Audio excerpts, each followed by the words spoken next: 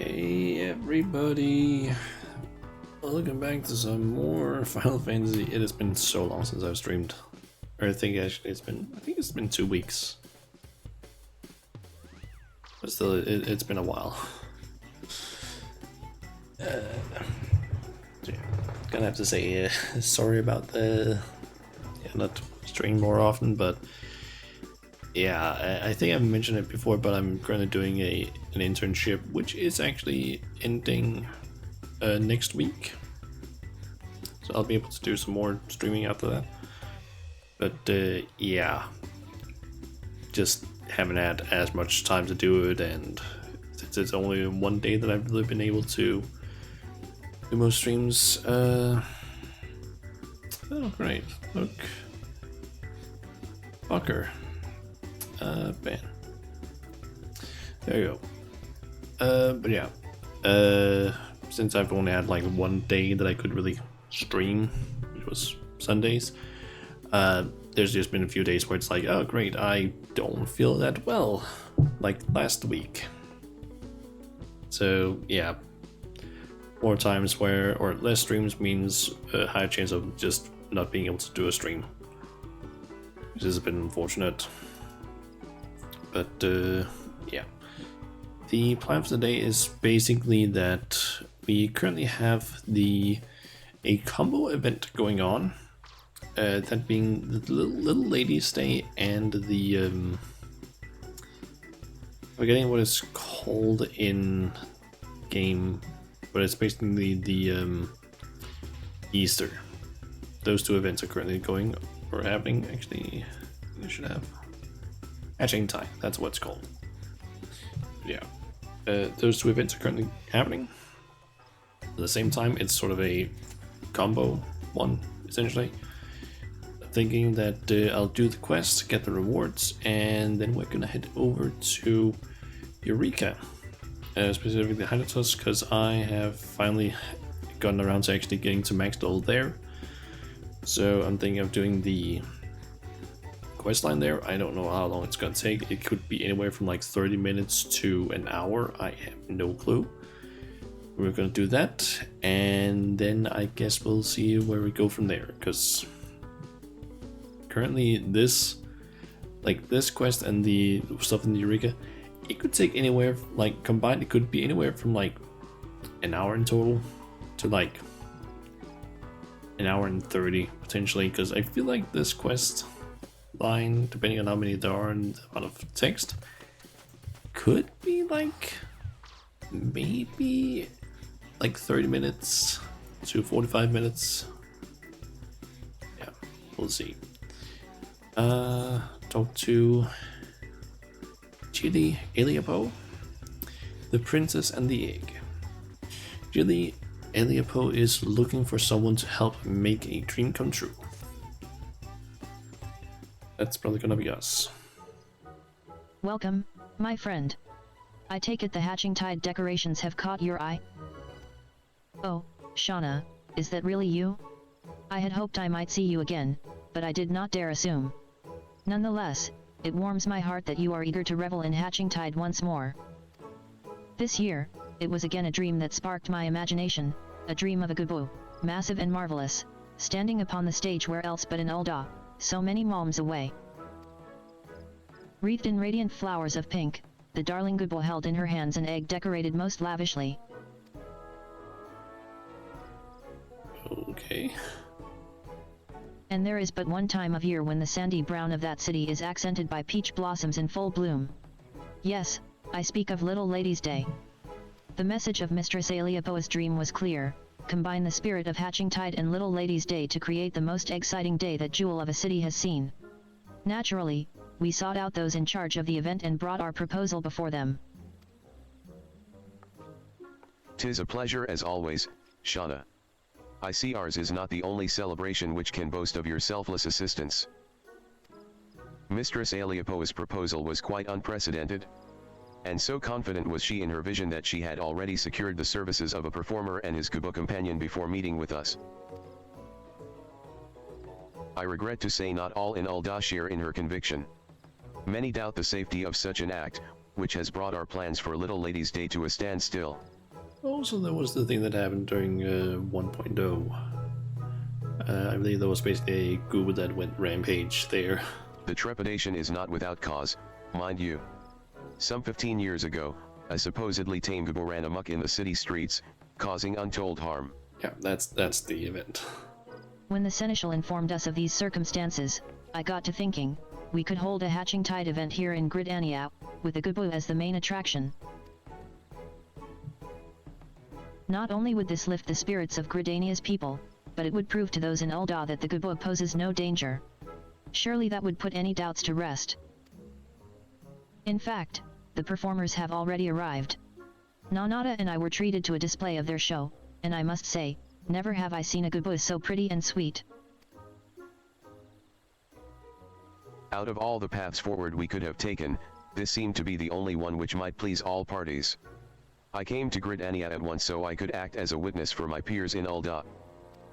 Since you're here, might you accompany me to the show? Someone as well versed in this realm's beastkin as you may be singularly qualified to tell us just how docile this Gubu is. Maybe? I expect quite a few eggs for my troubles. Well, I hate to see Miss Eliapo's stream shattered. Expect quite a few eggs for my troubles.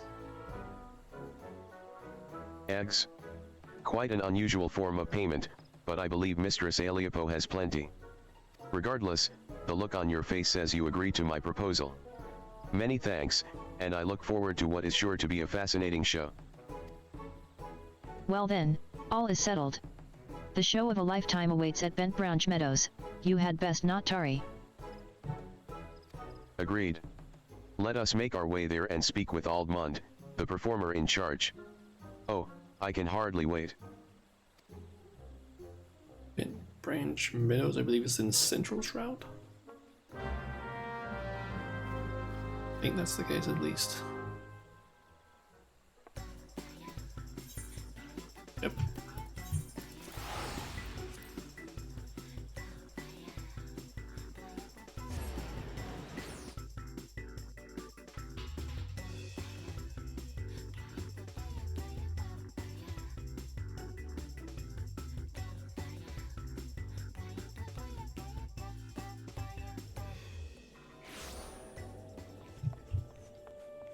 Okay.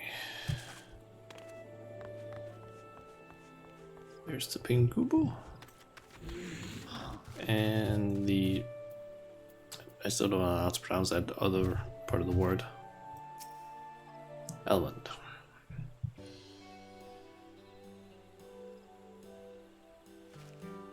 Oh, didn't see you there. Can we help you? I don't know why, but that Gubu kind of looks a little more pale than most other Gubus.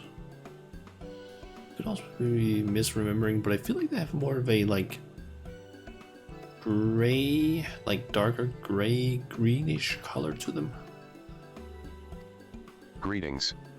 I am the Royal Sanes Chal, in charge of making Little Lady's Day most memorable for all ladies of the realm. Mistress Eliapo has informed us that you have quite the show prepared for us. Ah, we've been waiting for you. You'll be hard-pressed to pick your jaw up off the floor after you see what my PD has in store for you. I've been watching over her ever since the day I found her wander in the wilderness all by her lonesome. We spent ages looking for her family, but now I suppose we're all each other has. PD. A lovely name, to be sure. And those flowers, are they peach blossoms? I dare say she is the very picture of a Little Lady's Day princess. Haha, I'm glad to hear that, and I know PD is, too. She's thought of little else since the moment Miss Eliapo came to us with her peculiar request. There's nothing in this world we love more than hearing an audience cheer, and I think this time we'll earn that and then some. We call this one egg surprise. Go on, PD.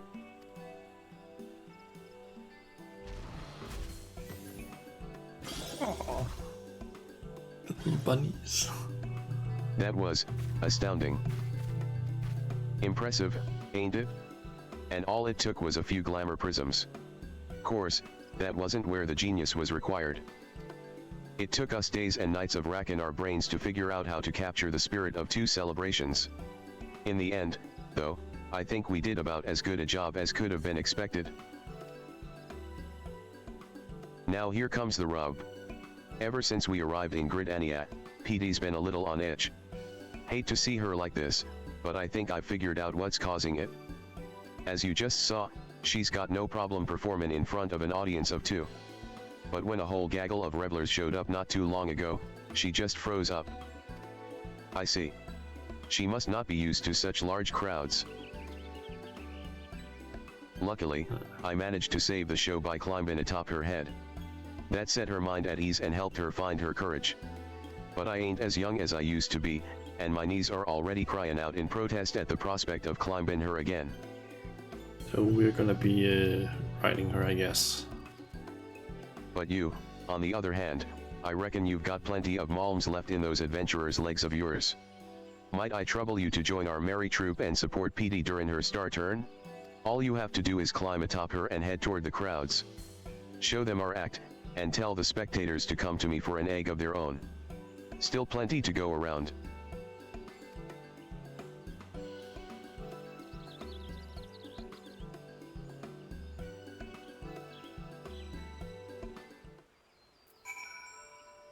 I kind of want to check, because I have like a Google of my own, maybe even two. I'm curious how that one's color scheme is, and figure out where the hell that Gubu is. Ah, there it is. Yeah, it is more of a, seems like slightly, or maybe it is the same sort of grayish color.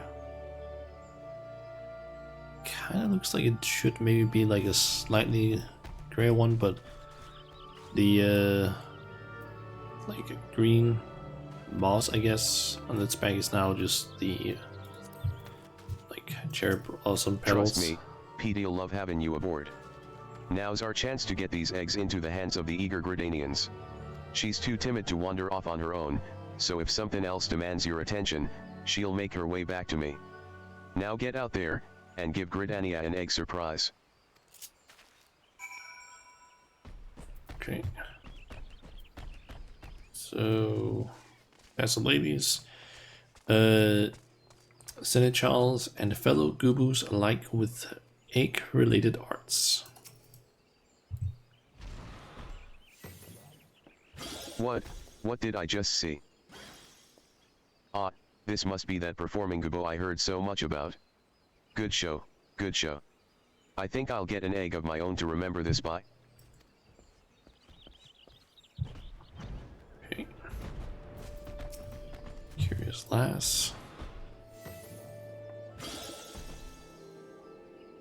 That was amazing. The rabbits were so adorable. And that crown of peach blossoms is so pretty. I wonder if they give them out with the eggs. Let's go find out. Okay. And it's the Chocobo Keeper. Oh my stars. What manner of... Oh. You're promoting Hatching Tide. Yes, I knew that, of course. Splendid trick that was, truly. I never knew Gabus to be adept at anything besides eating, but you've expanded my horizons. Mayhap I'll partake in the festivities this year after all. The spirit of Hatching Tide is alive in Gridania. Return to Aldmund and tell him of PD's courageous performances. Okay. It's not the end of the questline, I believe. Good work, Shauna. Same goes for you, PD. I could hardly pass around the eggs fast enough. I can also see that there's eggs missing from that basket because there were some there earlier. Grrr. And it looks like PD's managed to conquer her fears. Let's hope these ovations are enough to conquer the seneschals.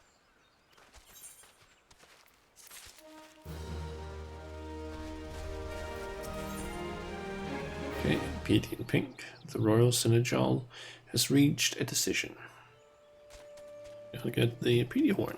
So PD has a mount. Although I've been but a bystander in affairs so far, what I've seen has been truly inspiring. PD is possessed not only of a kind heart, but the soul of an entertainer as well. I would have her be the main attraction of our stage in Ul'dah. On behalf of the Little Ladies Day Planning Committee, I invite you to our city as honored guests. Well, I'm not one to decline such an eager invitation. Consider it accepted. But first, I'd best tell Miss Aliopo that she'll be needin' more eggs. Go on to Ul'dah, we'll find our own way there before long. Wonderful. Then I shall depart at once and make the stage ready for your arrival. Ahem. You've helped tremendously already, but there's no denying that PD has taken a shine to you. Might you watch over her in Ul'dah for a while, just until she becomes accustomed to the crowds?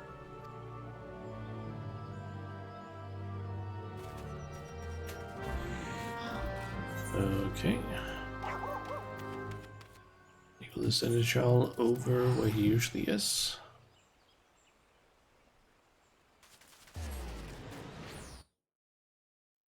Or to be more exact, the way he usually is during the Little Ladies Day event.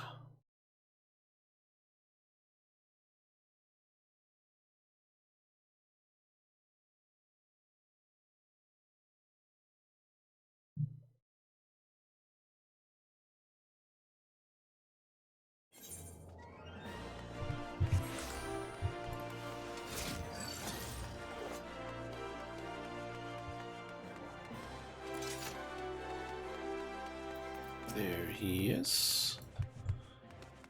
So I'm guessing that's the stage. Looks like I'm gonna be its own someone there. Nothing about it. Okay, we do have access to this as well. Been wondering about Good morrow to you. I was basically wondering about the vendor that's usually located at the events. Is there actually that up here? No. Wait, NPCs might not show up until I've done the quests. That might be it. Ah, you are arrived. You'll be glad to know that I've managed to win over the planning committee with my story of PD's show. Uldah's gates will be cast wide for her arrival. If she is amenable to the idea, I would have her be the star attraction on this year's stage. But the first order of the day is to spread the word. If we tell the citizens what we saw in Bent Branch Meadows, it is my hope that they will welcome PD with open arms. And if her show is a success, then we will have managed a celebration which spans from Gridania to Ul'dah, painting smiles upon the faces of all the realm's little ladies and egg fanatics alike. I shall stay here and drum up what interest that I can. Shauna, pray head to the steps of Thal and do the same. Meet me at the stage afterwards and together we can shower PD with applause. Okay, steps of Thal. So, yeah, over there.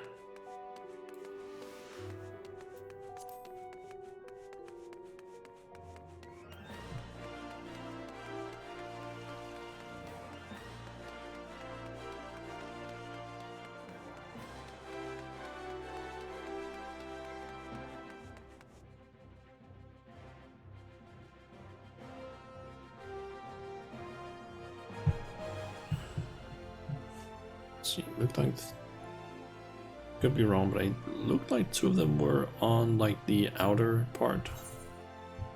Yep, and then there's one in the middle.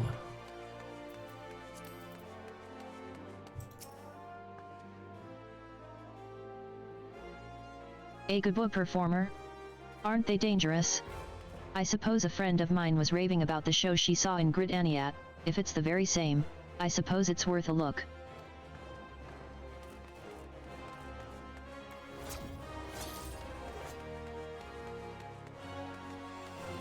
Let's see. I don't know why, but for a second there I thought like, that could be like a JoJo's Bizarre Adventure outfit. That one, but it could also just be supposed to be like a fitness outfit. Never played. God. Boss of the gym, deep dark Final Fantasy. Oh my god.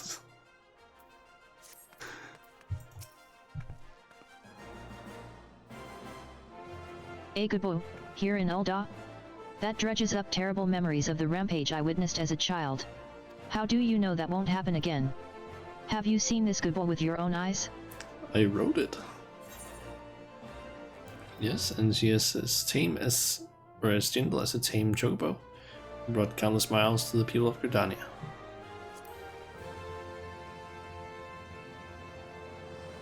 Is that so?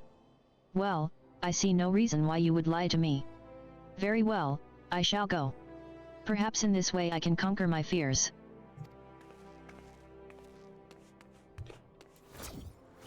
Okay.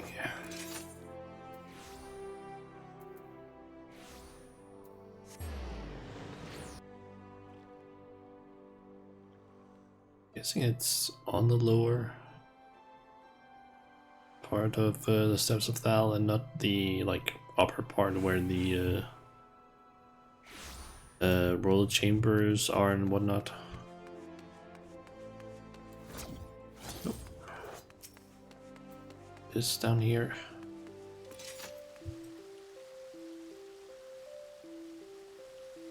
I didn't know gobos were capable of anything more than mindless eating. Are you sure this show isn't just watching a beast chomping on hay? Gods of Gridania gave her a standing ovation. So what if it is? You'll still have a chance to see a Kubu up close. Let's go with that one. Well, when you put it that way. Besides, it's not as if I have aught else to do. Alright, look for me among the crowd. The time of PD's performance draws near. Speak with the Royal Senes Chal before she takes the stage.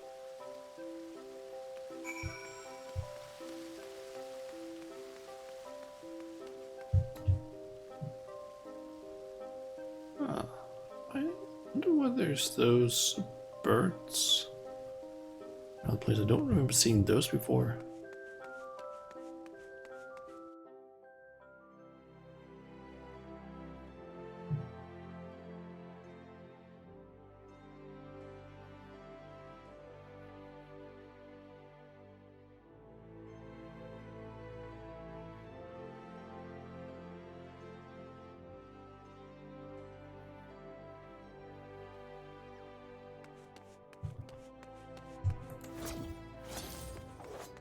Okay.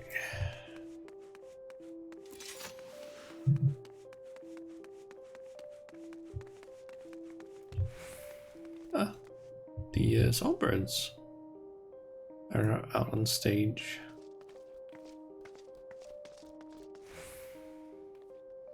Yeah, but they're not in their like dancer outfit thing. His idol costumes, you could kind of call it.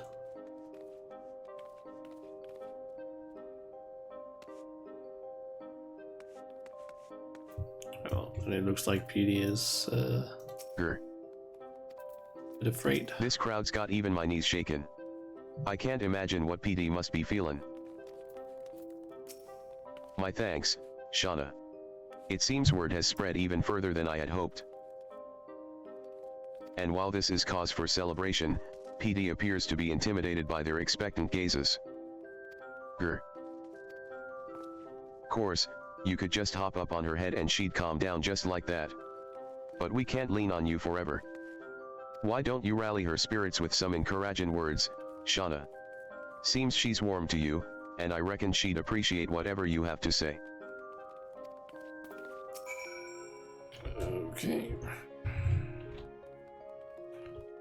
Rally.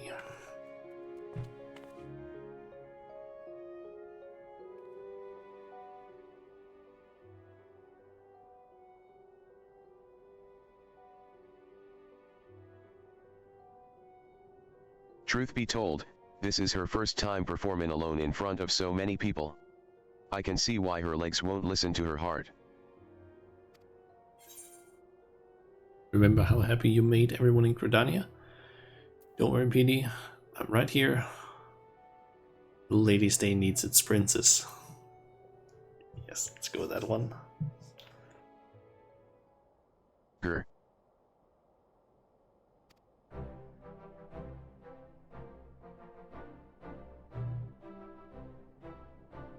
That did the trick. You've really got a talent for lifting the spirits of the downtrodden, Shauna. We are in your debt, truly. It's almost time. Lady Aliapo should have arrived by now. Shauna, pray join the bystanders and give Petey your heartiest cheer.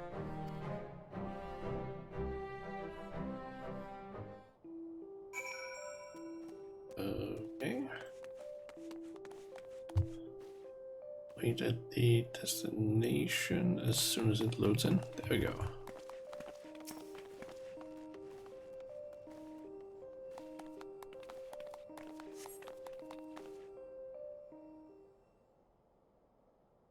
And now for the final act. Bedecked in blooming flowers, this Kubo princess has prepared something unforgettable for all the little ladies out there.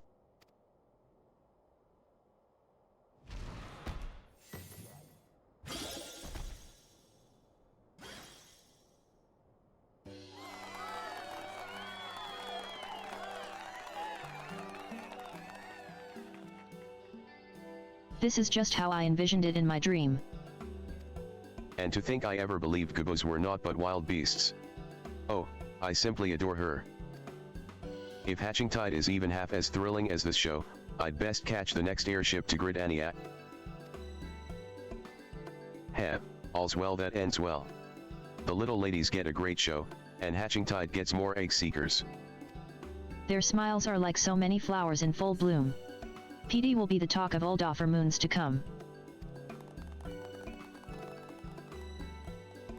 That she will, that she will. I have to thank you, Miss Aliapo, for giving us both the chance to bring a little brightness to so many lives.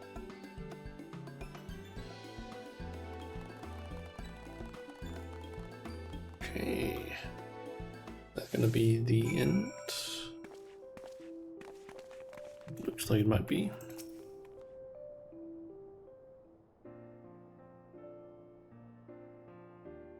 Thank you, Petey, for bringing joy to the citizens of Ulda, especially its little ladies.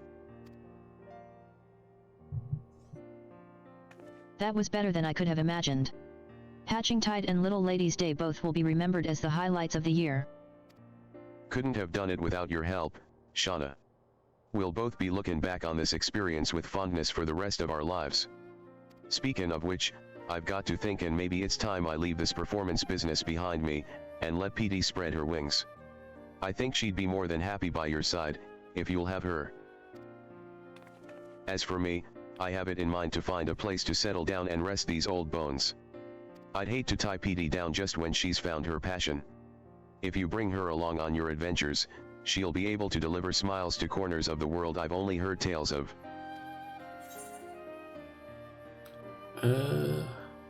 How could I say no? Are you sure you can manage without her? Let's go with that one.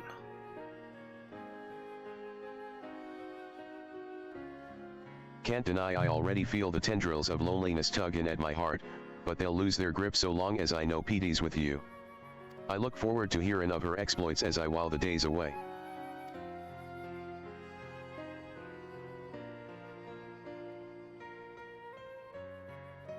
I don't mean to be rude, but I am required in Gridania. Nanada must know just how perfectly my dream manifested. Hep, give the lass our regards, I'll stay here in Ulda until the festivities end, and who knows, maybe longer.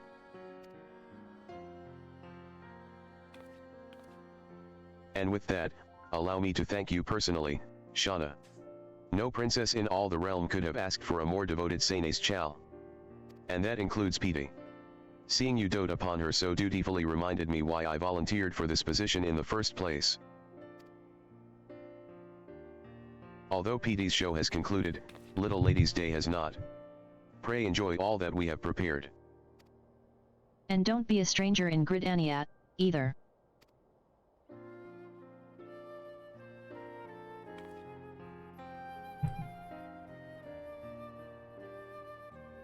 Okay.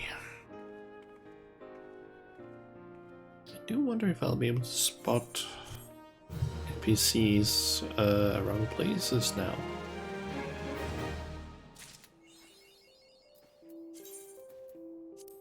Okay, unlock that. Let's see, have you by any chance gotten more stuff? Nope. Okay. The question is just, are there NPCs around the place or not? Surprisingly enough, there are any that I recognize here. I don't think there's anything new.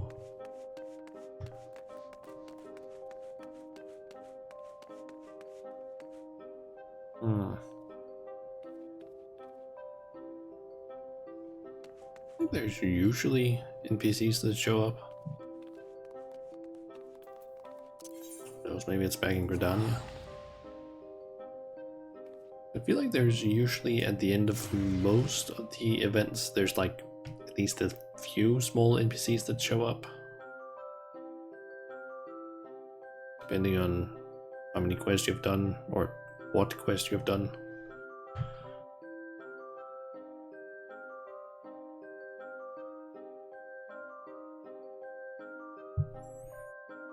Thinking quickly check that Gridania. By the amphitheater and see if anyone has shown up. If no one has, then I guess we'll head to Kugan and enter Hydatos.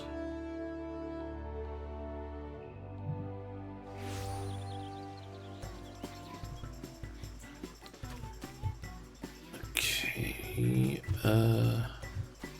wait a second, I recognize you. That's the guy from the Endwalker Alliance raids. I forget what his name is right now, but I definitely remember you. I saw him to show up at least. Okay, Riggy do trick. See Riggy's trick. I came here during my break to see how the festivities were coming along, but imagine my surprise when I heard tell of a performing book. I had to see it for myself. I don't recognize these two people, but they are definitely from something. Could maybe have been the botanist questline that I've just skipped through most of the text. Yeah. I must say, the organizers of the festivities have outdone themselves. That Kubo turned me into an egg fanatic.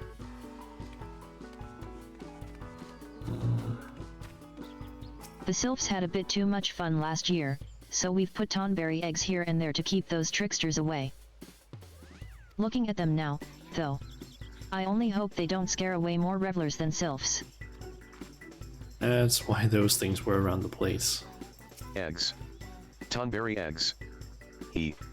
Such adorable decorations are sure to turn tonberries from symbols of terror to objects of adoration. Okay.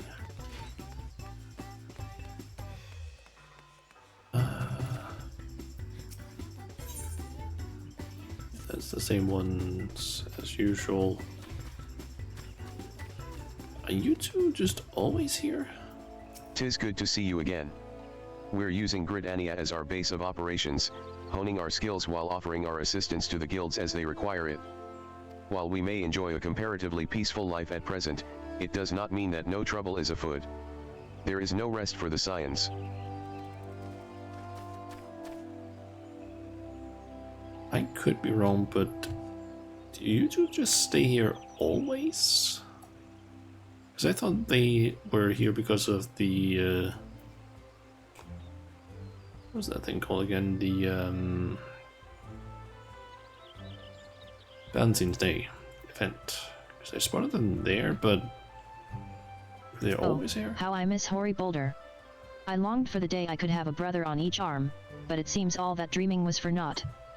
My appetite is lost, and sleep does not come. Could this be? Yeah, I guess they are always there. Also, I've never noticed that there's a thing over there. What the hell?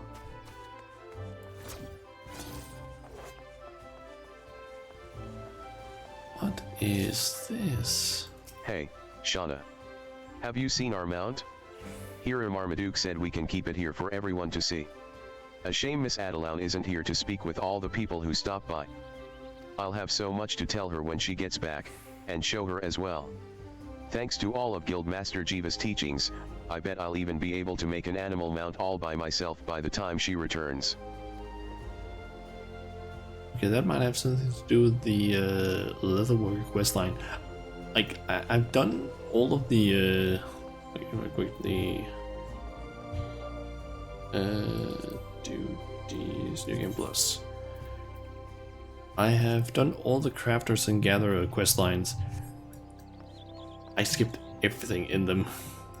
So it's like, okay, I need just like unlock a few things from it, but I think it was like a few skills, but it wasn't important for me to really know the story because I could just replay it.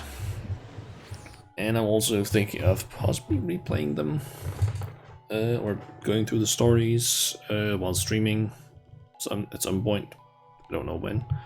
Same with the class quest, because the only one that I've done pretty much all of has been Ninja. And what is that one again? White Mage. But I believe that was only up to Heavens, or that's the end of the Roadborn.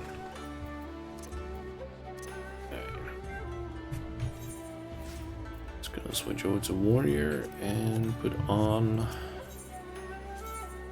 gear for Eureka, just so I'm a little bit better prepared. Because, yeah, I don't know how difficult it's gonna be in there, and so, like with some of the areas I have to go to.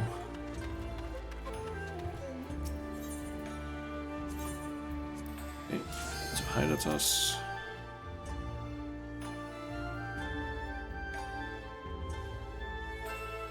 Now, I think the last time we were in anything related to Eureka was like maybe over a year ago, like on stream. I have popped in a few times throughout, like in between the last time I was in Eureka on stream, but it's mainly just been to yeah, level up to level 60, so I could do all of the quests in one go, and maybe farm a few things in some of the other areas. But yeah, let's talk to Trial, I guess. Ever a sight for sore eyes, Shauna. By now it's no secret, but we can't well continue our work without you. As always, let us begin by taking stock of the situation. Through our previous investigation, we learned that the founders had sealed away the primal Eureka on this isle. However, Ahika then came along and, acting at Eureka's behest, sabotaged the proto-etherite, what may be considered the beating heart of the ward. On account of which the ward has ceased to function. Okay, I can't remember that stuff. For a blessing, we discovered a way to restore it, by infusing Magi Sight with copious amounts of ether to create a new focal point. It took considerable time and effort, but the preparations are now ready. All that remains is to reach the primal and seal it away once more. In order to do that, as per our original objective, we must gain entry to the students' headquarters. However, this has been rendered complicated owing to a number of factors. Aside from lying beyond impassable terrain, the structure is protected by a ward of its own. Did you ever doubt it? Ordinarily, members of the students are able to teleport inside, but the high concentration of ether we've measured makes doing so extremely dangerous. We must ascertain the conditions first, or we risk not emerging from the life stream. So I've a mind to enter via the back door, as it were. Yet this method of ingress, too, isn't without its problems, but it's better to explain it out in the field. And that's where we stand. Now, before we set out, there's one last matter I'd like to attend to. You see, I had tasked the expedition scholar with researching legends pertaining to Eureka. Call it a scholar's hunch, but I thought that a hint might be scrounged from amongst the tales. But come, let us see what the good scholar has dug up for us. Okay. Greetings, Mistress Kryl, Mistress Shauna. May I assume you have come about the legends? Indeed we have.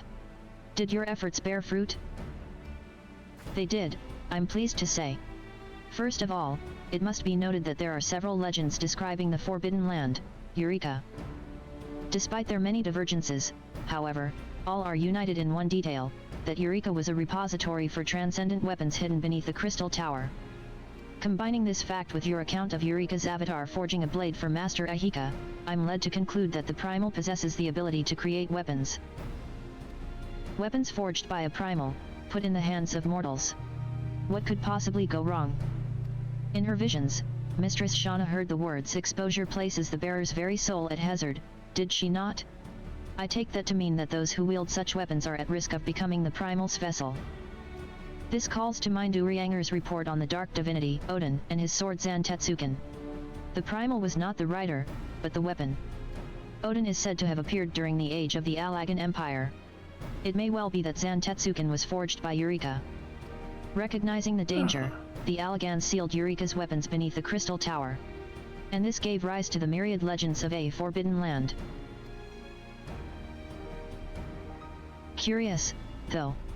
Assuming Eureka was born of prayers, one would expect a deity the likes of Birgit to manifest. A brawny smithy working the forge. Yet what we have is a Primal possessed of an autonomous avatar, which goes around promising power and glory. Not the kind of entity that would arise from homespun legends. No, it feels all too purposeful. Calculated.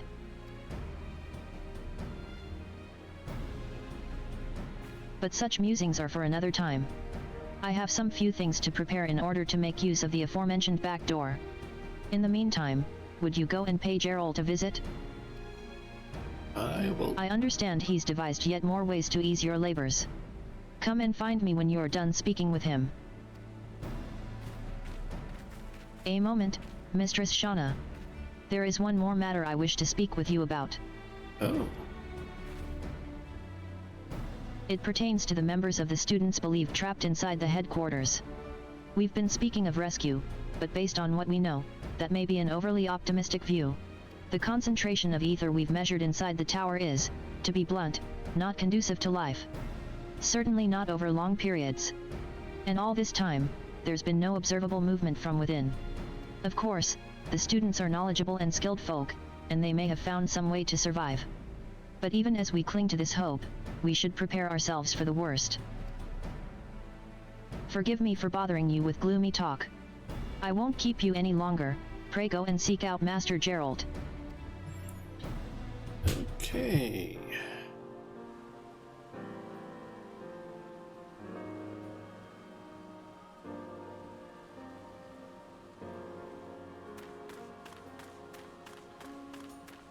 Gerald. You have another kettle for me or something? Everything sorted with Kryle. Good, good. As before, I've got a bunch o' things to catch ya up on. Prick up your ears and listen.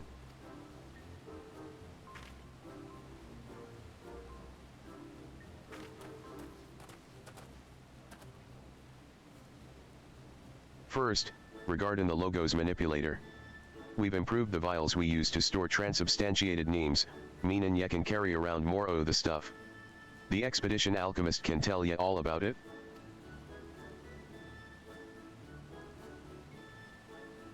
Next, your Magia board. If ya was already impressed with 6 pieces o' magi sight, rejoice. We can now augment the thing to hold 7 stones. If ya talk to the expedition engineer, he'll fix ya up rightwise. Okay.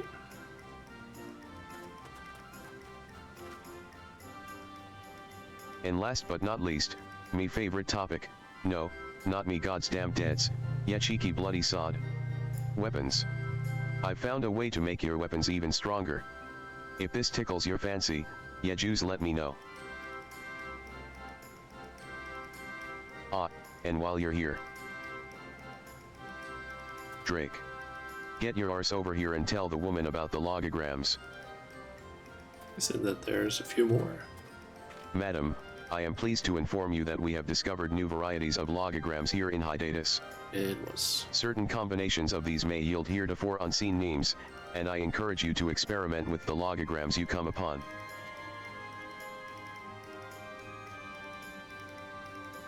So, this is looking to be the final stage o' the expedition. I've stuck with ye all this way, so don't go disappoint in me now, eh? See the job finished. From myself as well, madam, I wish you the best of luck in your endeavors here.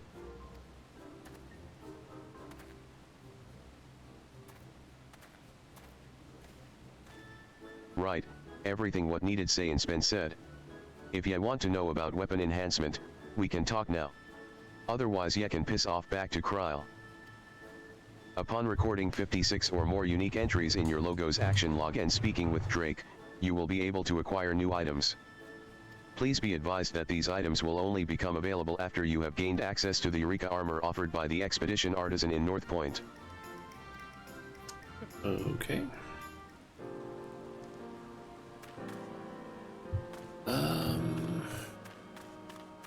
Alchemist, I believe I have something for you. Because I got... where the hell is it? This thing. I think if you, like... I think it might have been this week I got this Aether Tide Flask. An utterly impenetrable or impermeable vessel of Shalian design, created for the purpose of securely storing experimental alchemical concoctions. This can apparently be used to upgrade the amount of neems that I can hold.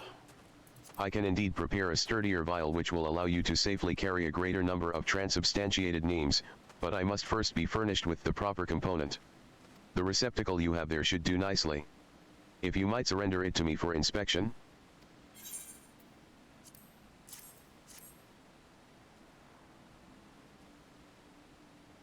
Yes, this is perfect. Allow me a moment or two, and I shall coat it with the necessary alchemical solutions.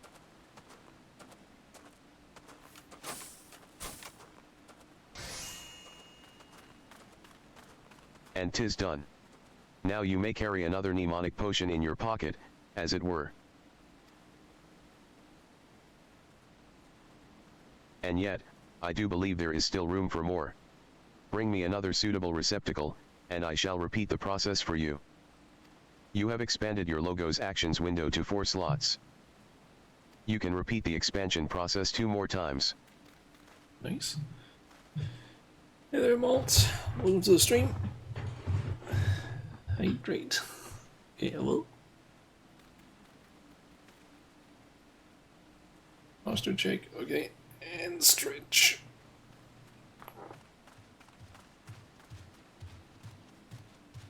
Okay.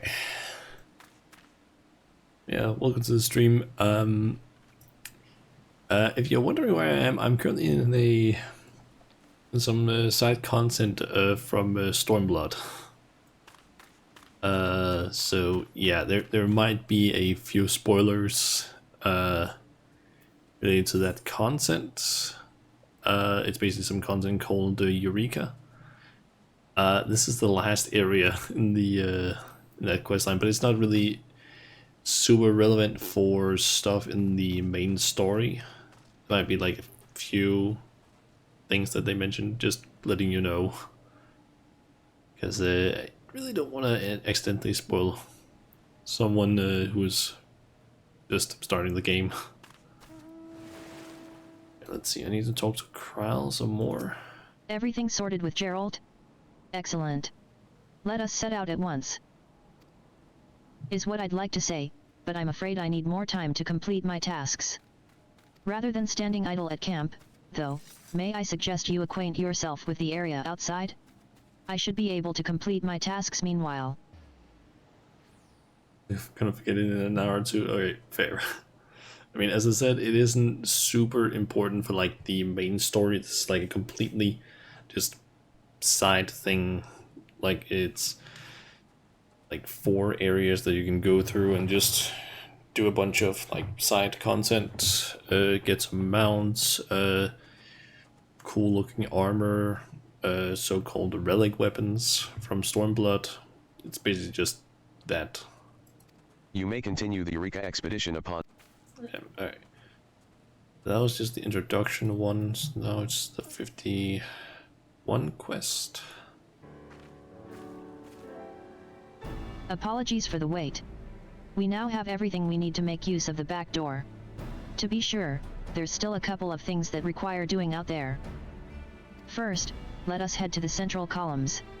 It's due south of here, at the Val River source. I'll explain everything once we arrive. Oh, and I should mention that, from this point on, I'll be delegating the bulk of my duties to the good scholar. If you ever want for guidance, she's the first person you should seek out. Without further ado, then.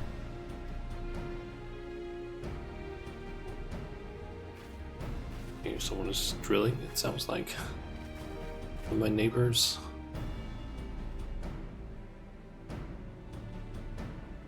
How old am I? I am 29. Turned 29 just like just over a month ago.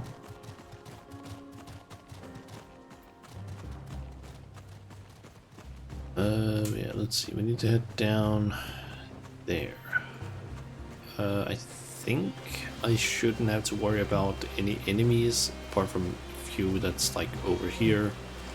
And essentially everything over in this like area I should basically be wary of. So as long as if it's I think level 57, I could be wrong, I think it's 57 or above, it can I can basically end up aggroing it if I get too close to it. Anything below that I don't have to worry about, I believe.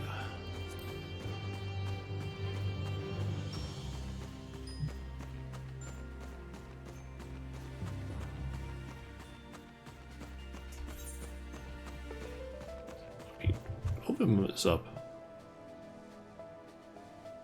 Or off knee.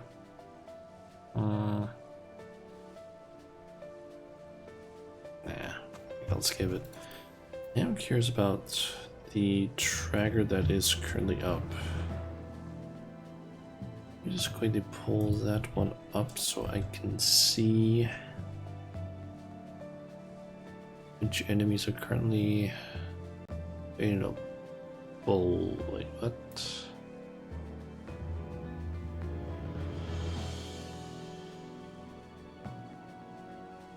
Ah. Okay, apparently this tracker is completely empty. What the hell?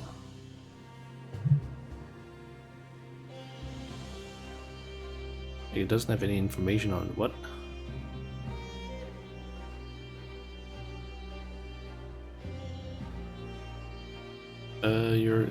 Your 20 comes Sanctans. Ooh, nice. Yeah, I'm starting to get a little bit old, I guess you could say. Let's see here. Why is this tracker not showing anything?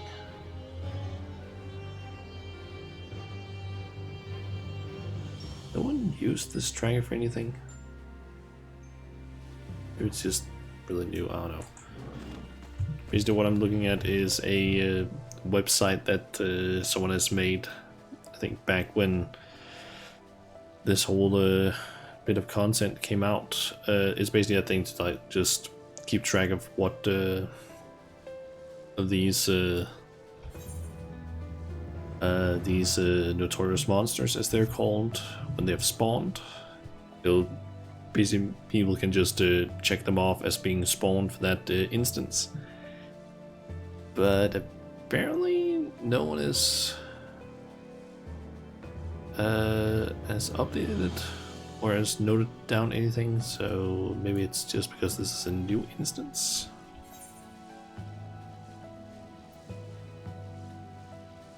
It looks like it might be a semi-new instance because that person has only been in here for like less than 30 minutes.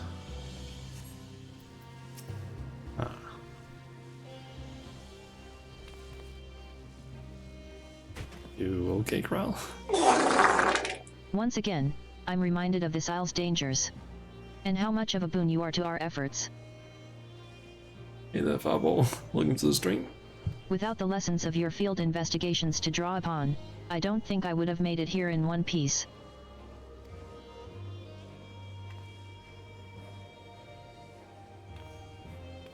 So, the back door. It's an ether bridge that conveys you to the tower's entrance, built for those who lack the ability to teleport.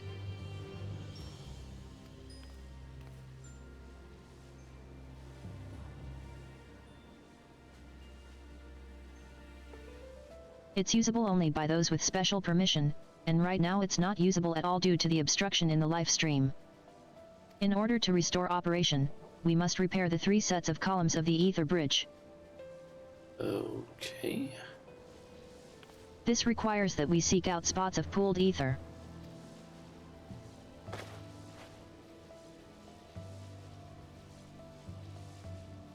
And deploy these regulators to restore the flow.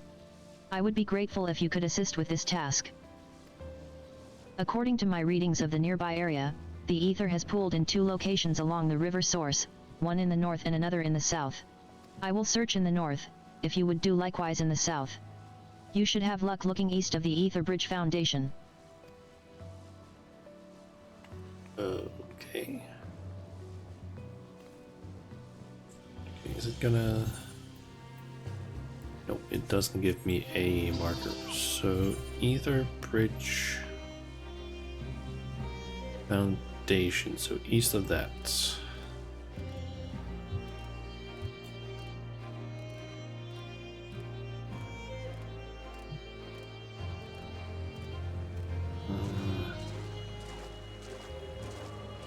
There's an elemental. Don't really need it.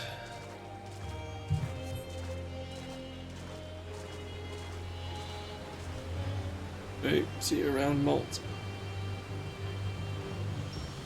I don't really need the buff, but might as well just grab it, I guess. Okay, so Ether Bridge Foundation is there. I need to look to the east of that. And maybe just stay out of the way of Puffney, because yeah, don't really want to fight that one right now.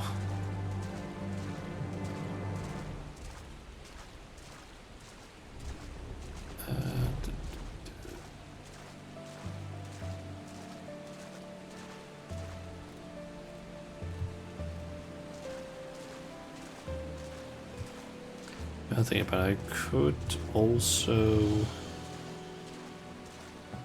simply use check the map of the area. So that would basically tell me where it is. There's basically just a map that some people have made of the area.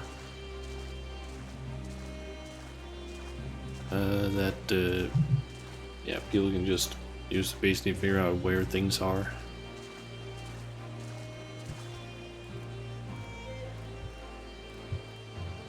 Still not seeing anything.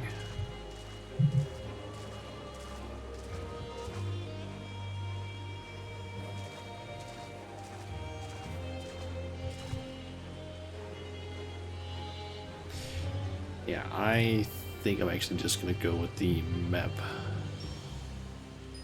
This is gonna be too much of a pain to basically try and figure out on my own,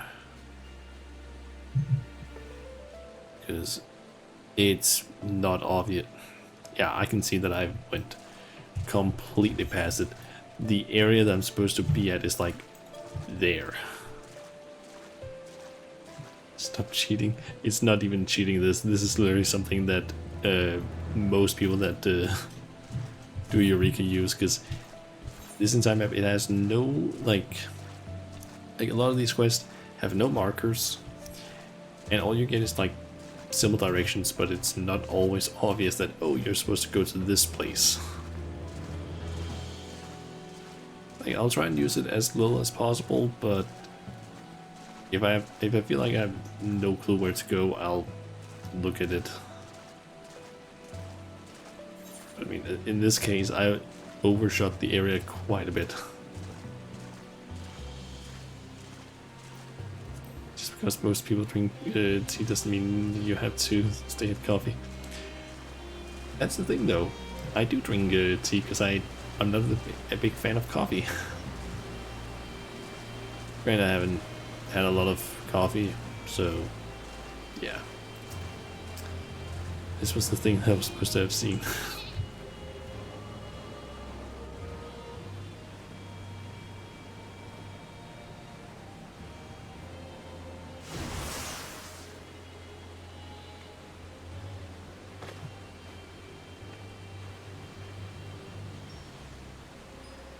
You deploy the regulator at the spot of pooled ether. It appears to have immediate effect.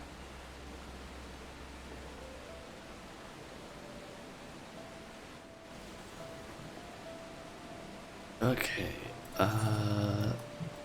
back to Kral it looks like, and the entrance to Baldesian Arsenal has been opened up because they finish up the OVNI quest, but I can't enter it at all right now because I basically need to finish up all of the quests in this area, except for like the last one, which apparently is only accessible after doing Baldesian Arsenal. But yeah, I need to do all the other ones in order to access the Baldesian Arsenal, which is basically that giant area or thing over there. Big raid that I can do solo. And if I remember correctly, there's a whole thing where if you die and you release, or if you basically die in there, unless you can get revived by someone using special things, you basically get kicked out. By my readings, I presume you've found and rectified the pooled ether. Excellent. With some minor adjustments, these columns will be in good order again. This may take a little time, though, so sit tight for now. Or go and smite the local wildlife if you prefer. I'd certainly welcome fewer of them snapping at my heels. You may continue the Eureka expedition. Right. Thanks to quest. The adjustments are complete, Shauna. Let's put our handiwork to the proof, shall we?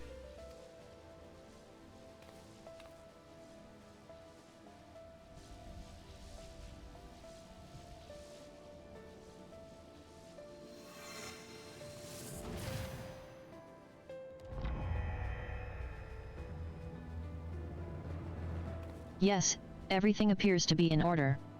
Hopefully the remaining 2 sets of columns will prove no more difficult. With that, let us make for the western columns. It's just south and east of unverified research. Right, silent as a mouse, silent as a mouse. Okay. Down there. Wouldn't be too difficult with that one either.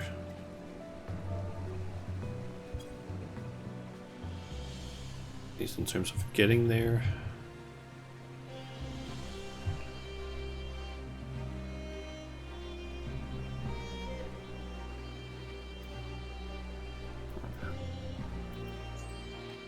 Does seem like based on the chat right now, like the shout chat, it seems like someone is trying to spawn a notorious monster called Seto, who is located all the way up here. Could be tempted to basically go and do some of those notorious monsters if it's the special ones. But it also depends on how far away I am from quick access to it. Be by the gods, but that was close. I literally saw into its gullet. Ugh, cannot unsee. Forgive me, I'm all right now. So, it appears there are 2 spots of pooled ether in this area as well. Both are located in the northern reaches of the West Bank. Let us split up and find them.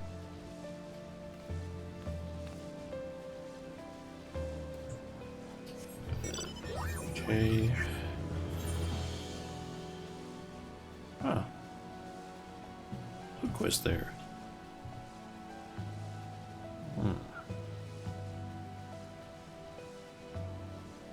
Okay.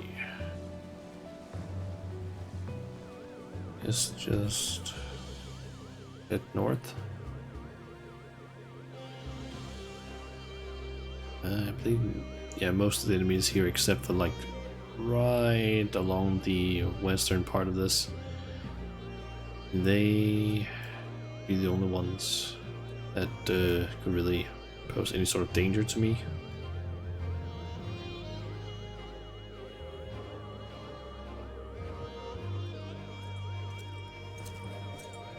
There's also the bunny fate that's like spawning constantly, but yeah, don't really need to do that one. I want to see quickly. Okay, it's only 2 levels below, and Zero has spawned.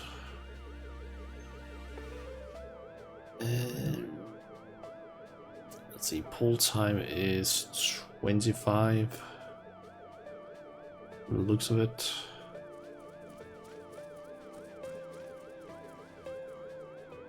I could try to go there and do that fate, but at the same time, like, I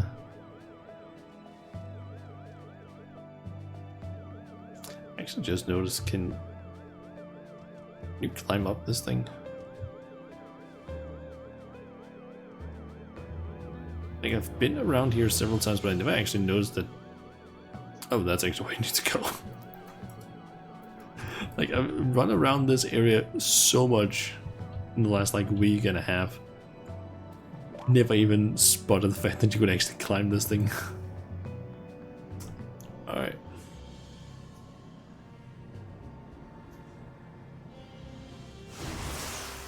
For some reason I just thought that, oh, it's just a giant rock.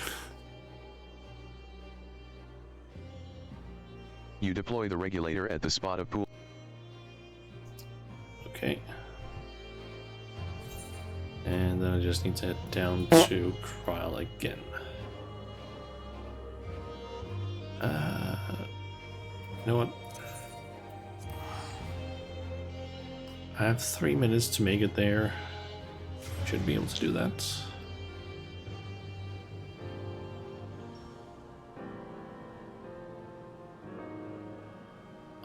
Load me in, thank you.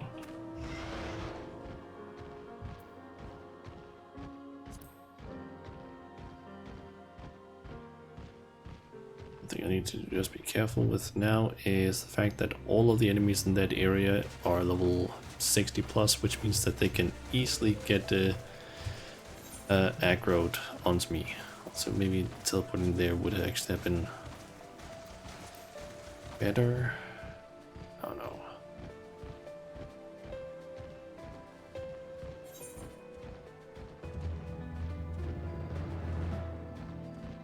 Let's see. I have 2 minutes to make it there. That is honestly one thing I hate about Eureka, is that the movement speed in here on Mount is fucking slow.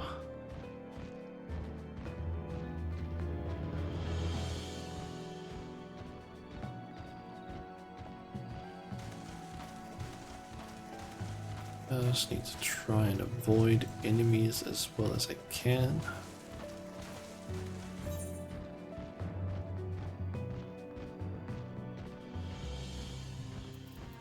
Also just do a shout for looking for group.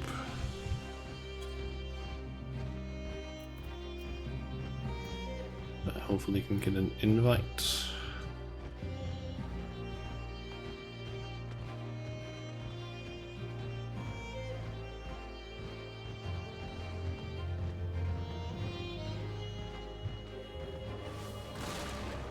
Okay, looks like no one is gonna fight me.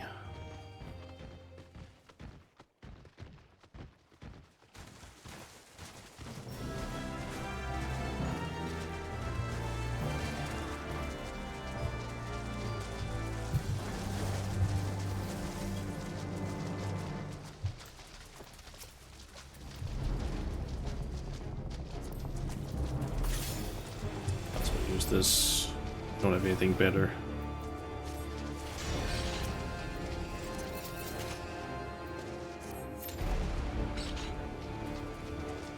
Okay, no one seems to be inviting me to a group for some reason. A bit annoying.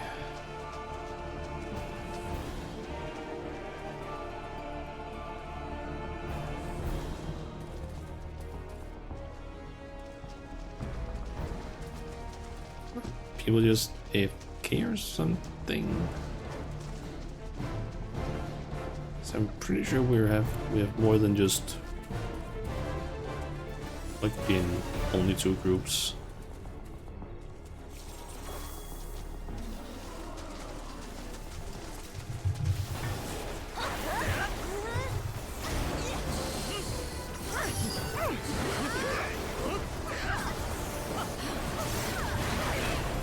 Take it.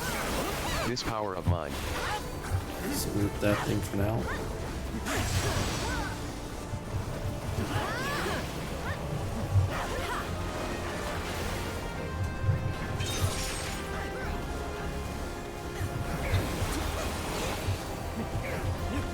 Face that direction, because then I won't get petrified.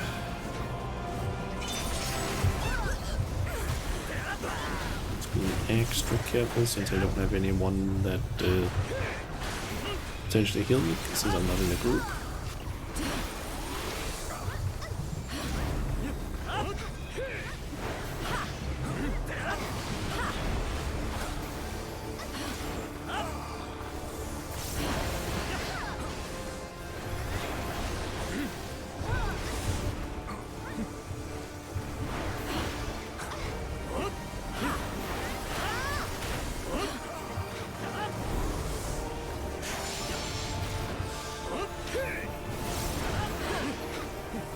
There's 2 enemies there looking petrification. This way. Nice. Still got gold. Nice. Didn't get the right or special item though, which is a bit unfortunate.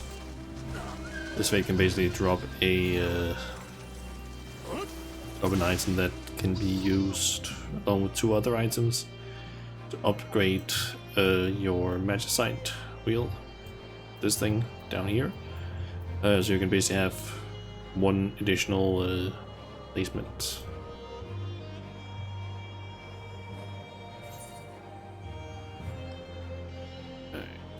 I guess head down to that Ethernet shard, teleport over to this one, and talk with Kryle.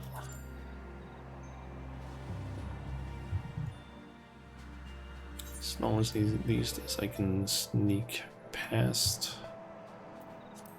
things here. I don't think there's any more enemies in the crystal.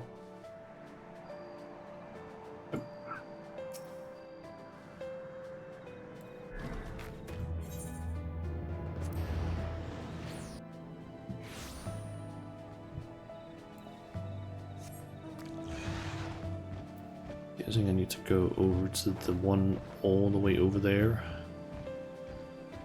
For the last one.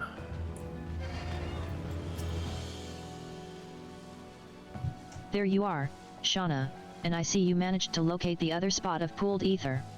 I'll begin making my adjustments at once. As before, it may take a bit of time. You may continue the So 37. Sorry for keeping you waiting. I've finished with my adjustments. Let us see if they did the trick.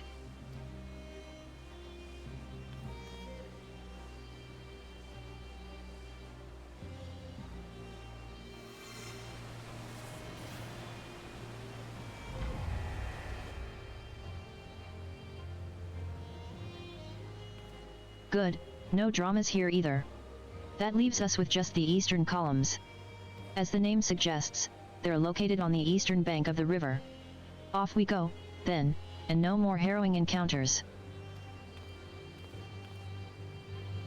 Okay.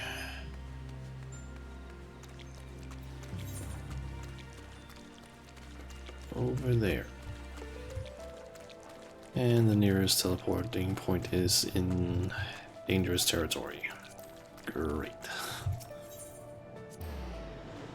Okay.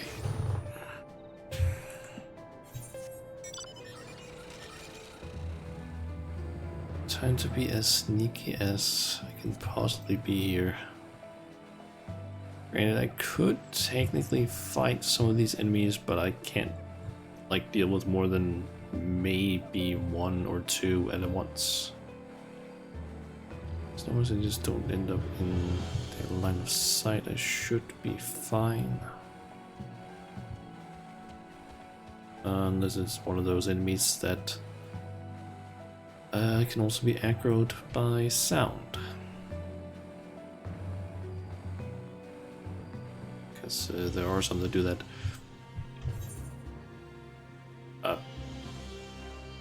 Providence has spawned. That is a very important one for the relic. I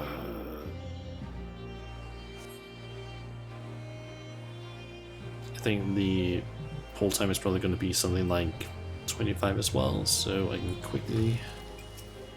After all this sneaking about, I've gotten somewhat used to it. Still, I'm a long way off strolling around this island as if it were a flower garden like you do. But on to business. Again, we have two spots of pooled ether to account for. One is due east of here, while the other appears to lie at the northern edge of the river bank area. I'll head east if you wouldn't mind taking your search north. See you back here afterwards, Shauna. Okay, so that was northeast.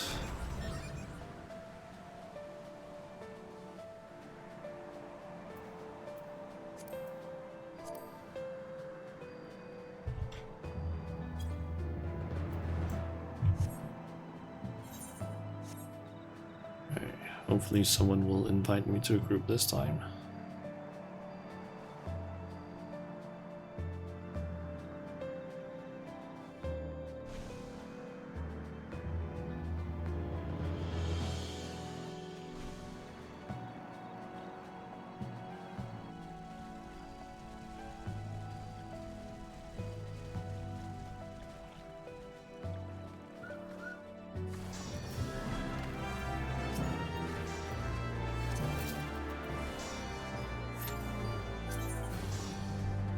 Nice. Someone actually decides to invite me.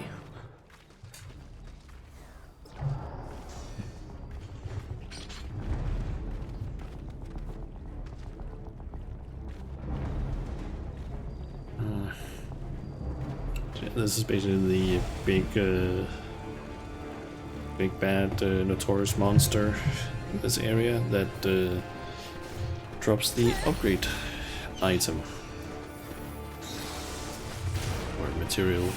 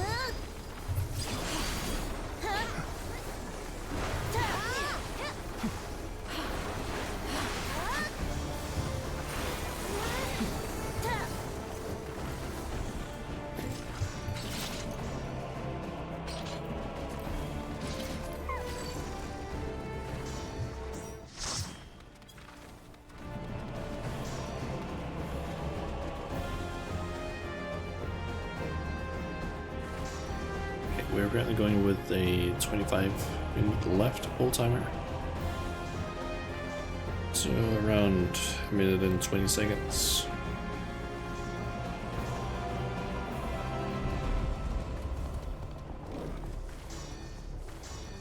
I can't remember. I think it's maybe like 5 times in total I need to kill this notorious monster.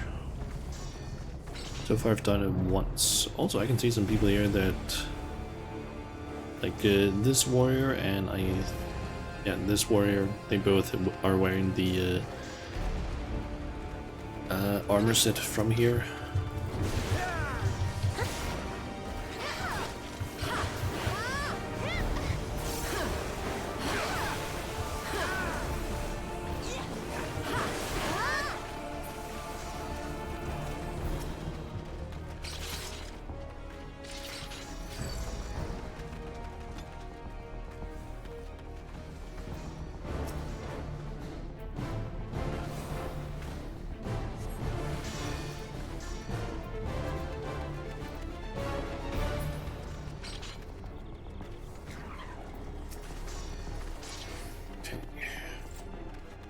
Oh, we can remember the mechanics of this one.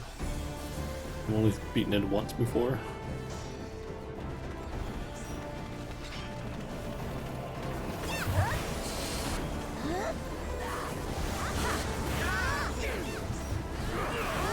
Like, the main thing I remember about it is that it switches the element it has like halfway through the fight.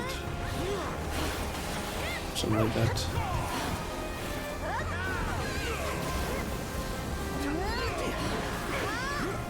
There it is. Reforge. Goes from fire to ice.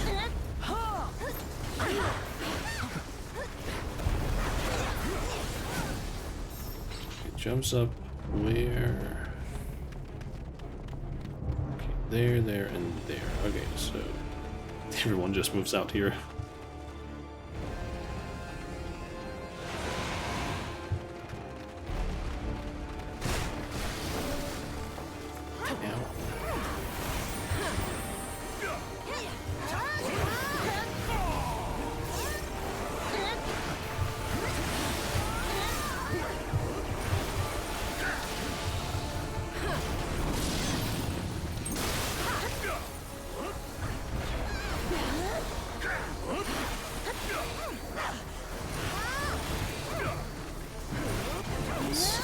Ice and wind.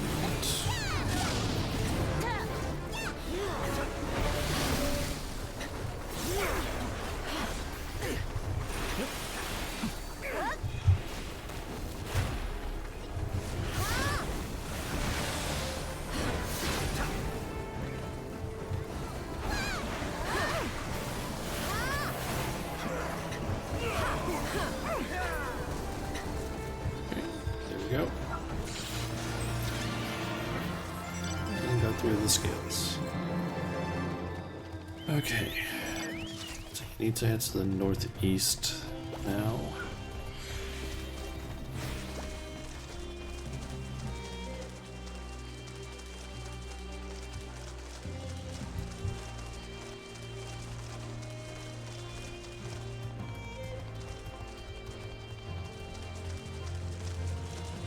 Be nice if there was some sort of indicator further away where it could be. So you could kind of see it from a distance, maybe.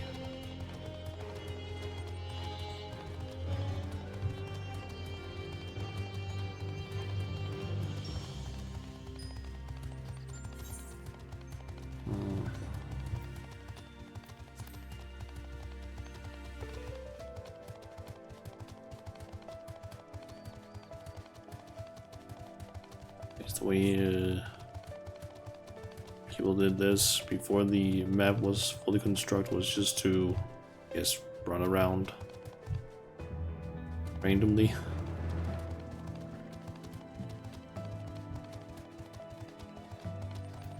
Please don't turn around.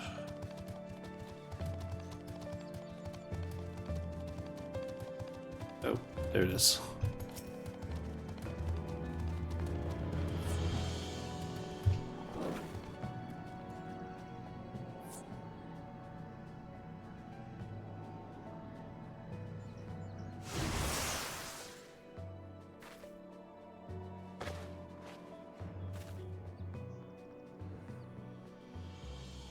You deploy the regulator at the spot.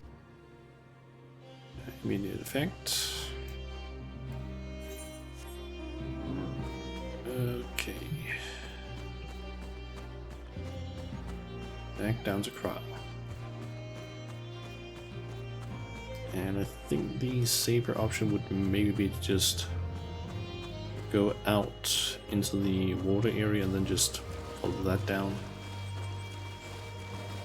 Since everything that's on this part of the map, like this island part, everything is like level 60 and above. Everything in the water, down below that. So as long as you just get in the water and stay away from the land, I should be completely fine. Okay, they're gonna be spawning the one that's over there. But not, or however you pronounce it. Oh, and they have already spawned it. Is that one of the ones? No, it doesn't have anything special, but I'm so close to it anyway, I might as well just find it.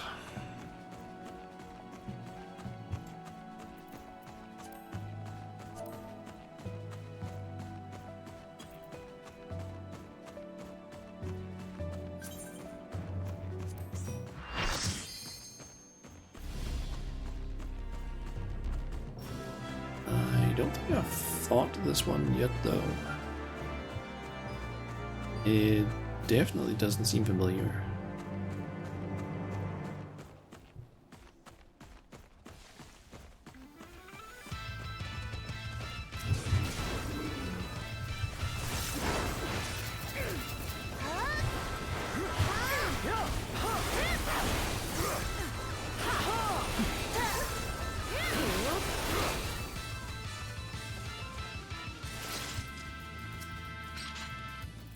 Alright, so that one is fire.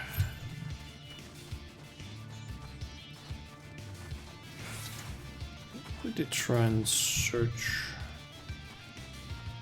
for it and see if I can maybe get a bit of info on if it has anything special.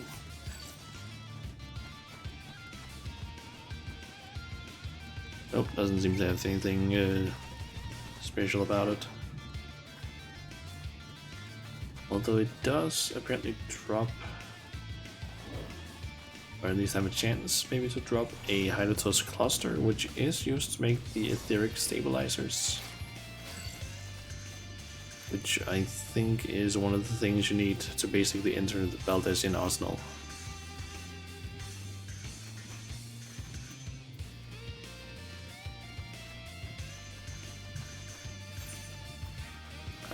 And Ovni is also up currently.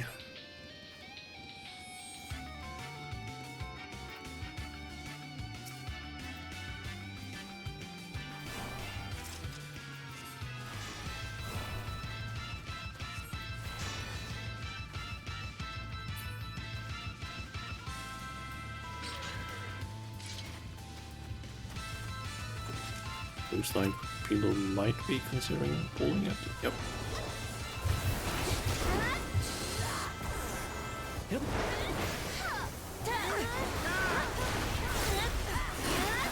So all we need to do is just be on the lookout for any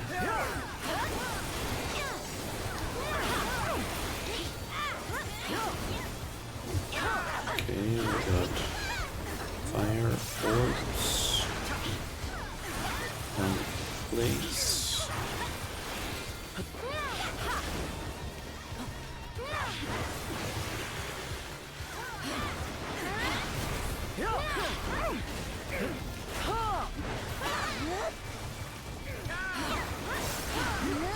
I don't see that the orbs are doing anything special.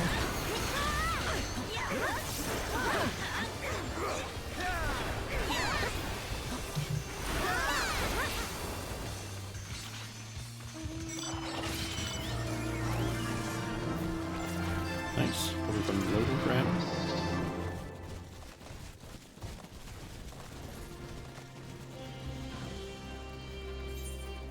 And all of them are going down to Ofni, I think. I'm gonna stop by Kral. The regulator is in place? Excellent.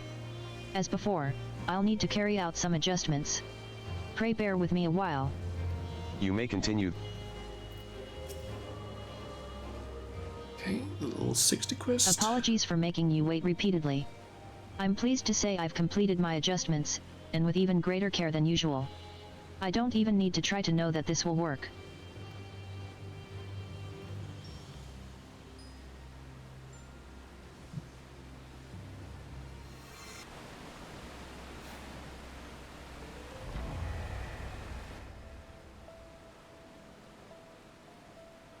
See, what did I tell you?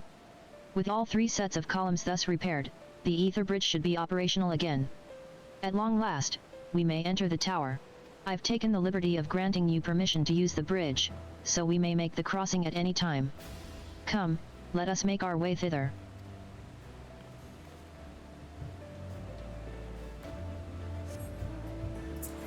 Okay. I guess we can head down and help a little bit with the Avni, and then head over to Kral.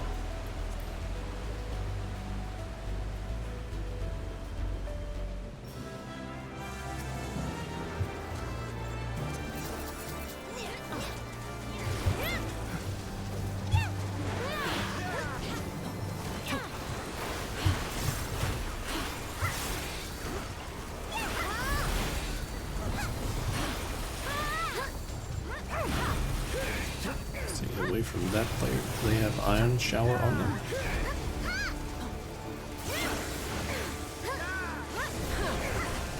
And some people apparently weren't far enough.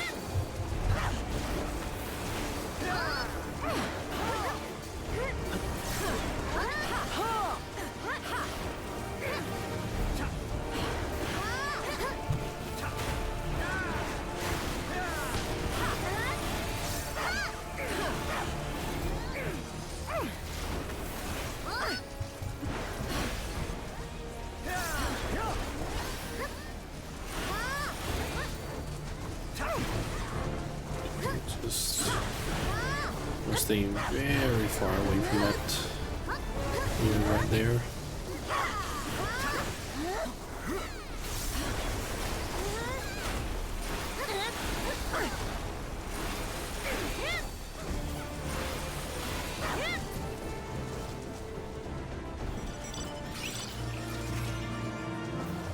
Nice.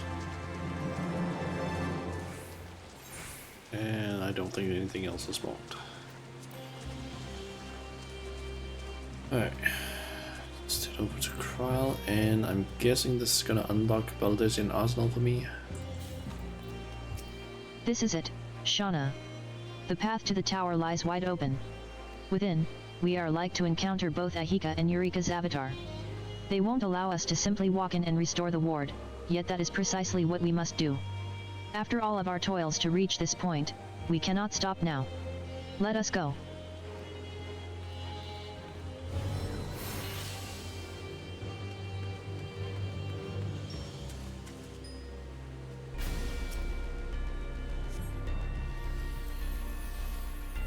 Okay.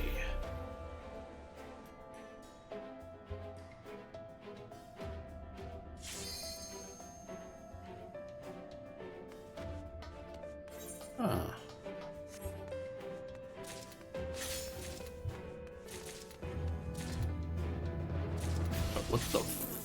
What the fuck? Okay, I get the feeling that someone is farming something. Like some of the others. I just got 50 of these things, what the fuck?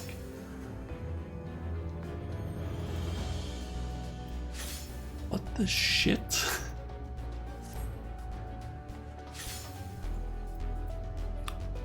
Okay.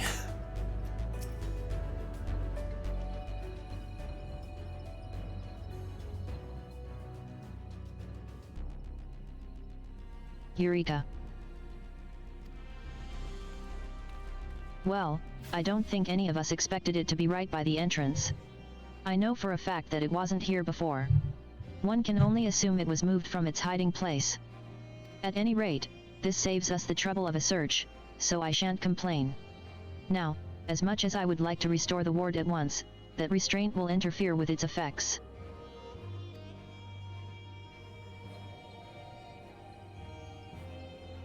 It's a safety measure that prevents Eureka from escaping, but by the same token it prevents us from acting against it. I'll wager that Ahika is searching for a way to deactivate the restraint and release Eureka. Which means that we must find it first.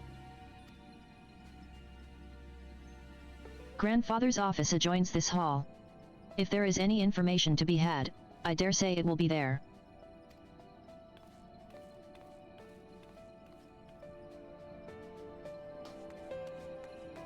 Okay.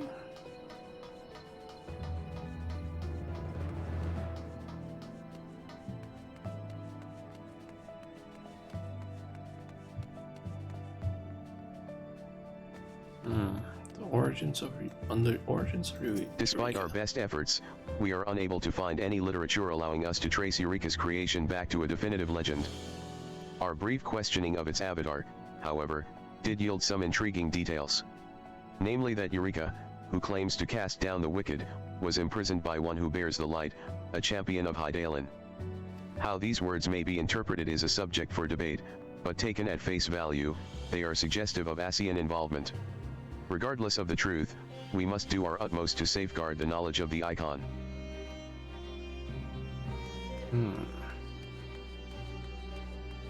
Weapons of Eureka. It is believed that a weapon forged by Eureka takes control of its wielder by usurping his ether. Eventually, naught can be said to remain of the host. Having thus acquired the means to move, the weapon then begins to act autonomously, setting forth to fulfill its purpose, the wish which impelled its creation. To date, we have discovered 5 such arms and sealed them away, but there is no telling how many more exist. For now, we can but continue our investigation. Numerous tomes are scattered haphazardly upon the table. None of them appear related to Eureka.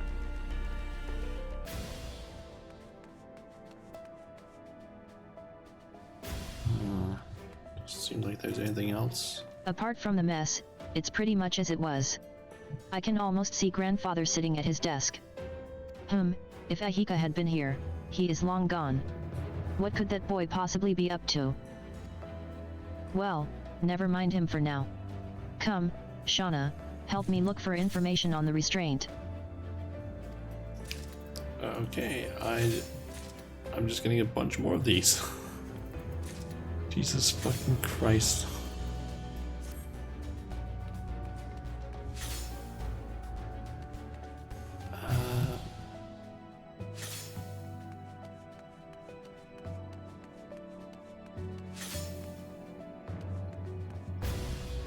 As I kind of missed what it was, Cryologist said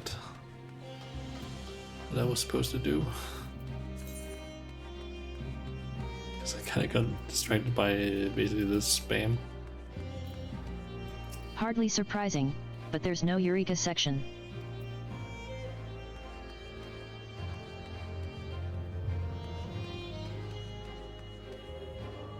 Hidden beneath the pile of tomes, you discover a single sheet of parchment, Golub Baldasayan's memo.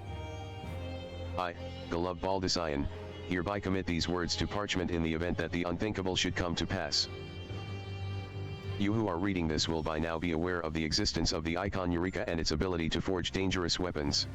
What you may not know, however, is that said ability is not limited to simply implements of war.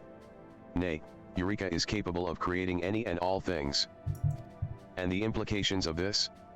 Imagine, if you will, that he who is Eureka's master commands it to create a new mother crystal. The icon would attempt to do so, we believe, even if it meant draining the land of all its ether. Such a reforging of the world would entail destruction of a scale to rival any calamity. This is the true danger of Eureka. For long years we kept the being's location a closely guarded secret, but in spite of our best efforts, it was eventually discovered by the ASEANs. Lest Eureka be used to a calamitous end, my comrades and I resorted to drastic measures. Having given the order to evacuate, we invoked a powerful magic to drown the entire isle within the life stream. Thence we combined our strength to defeat the ASEAN known as Emerald, consigning her essence to be scattered within that raging torrent of ether, never again to reform. And now, we await our own end. Even as I write, the Isle of Val drifts in the life stream. Ere long it will become as one with the flow, as will all that remains within. However, that these words have survived means that, unlikely though it is, the Isle has somehow re-emerged in the corporeal realm. It means that Eureka remains a grave threat. You who have found my message, to you I make the most urgent of entreaties. Seek out the signs of the seventh dawn and alert them to these events. See that Eureka is sealed away and guarded from those who would use its power for ill. The fate of the very star depends upon it. Okay, also apparently a mate over there has spawned. Which one is that? Luke. Okay. Not really an important one because it has no special drops from the looks of it. Hey, Kral, found this note. Found something, did you? Excellent, so did I. A wealth of information inside an unassuming tome. Grandfather describes the ward the founders raised, the contrivances they employed to keep Eureka hidden, and, most pertinently, instructions on deactivating the restraint. He also writes in detail about Eureka's avatar. Contrary to what we first assumed, the entity appears to be more akin to an instrument. 'Tis Eureka's means of manipulating ether, without which the primal cannot forge its weapons. So long as Eureka itself exists, the instrument can be recreated over and over again, but it will disappear if we sever the etheric connection between them. This we can accomplish by restoring the ward and sealing Eureka away. While it falls short of outright eliminating the primal, it presents an effective way to keep it in check. I wonder, perhaps Ahika is... Well, all will come to light in due course. That is all from me. Let's hear what you have learned.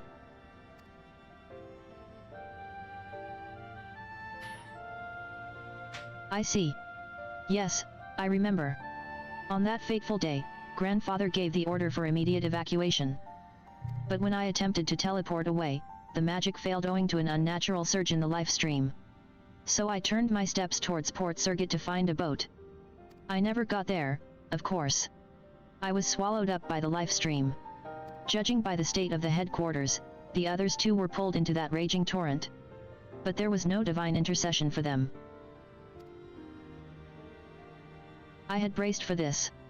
From the beginning, I had resigned myself to being the sole survivor. But to now be confronted with the truth. Confound it all. Right. There'll be time for tears later. We have work to do, and Grandfather would expect us to do it. Come, Shauna. Let us deactivate the restraint. Okay.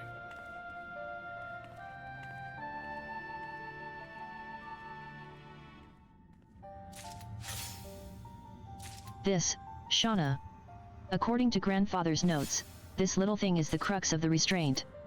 Apparently, it shares a history with Eureka, but such details aren't relevant at the moment. What matters is it allows us to release the restraint. Here I go. I'm just getting so many of these fucking fundamental holograms.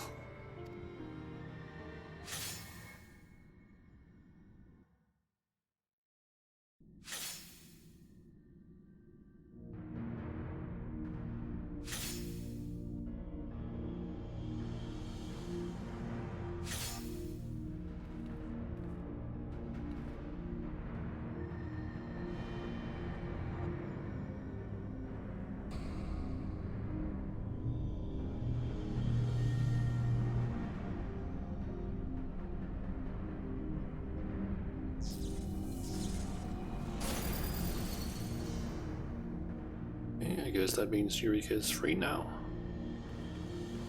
That did the trick. Let us return to the hall.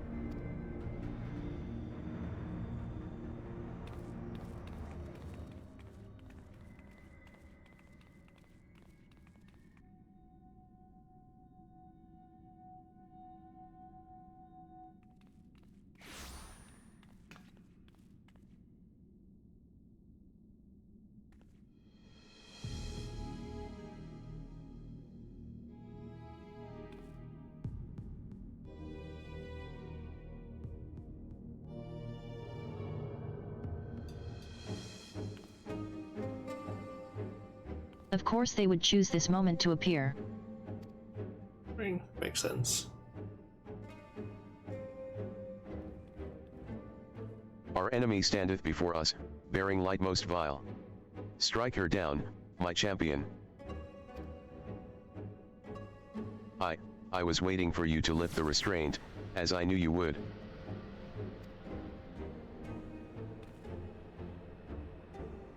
Eureka, please. Come to your senses.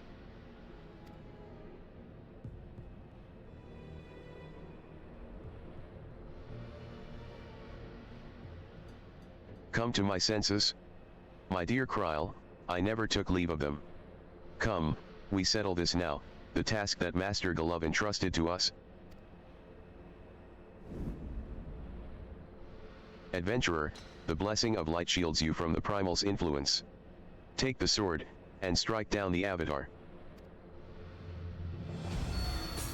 He was never actually being controlled.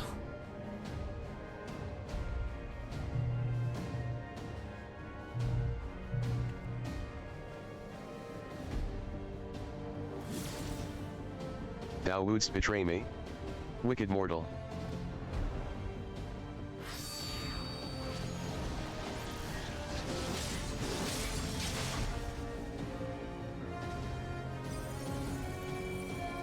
I think that was Odin's attack.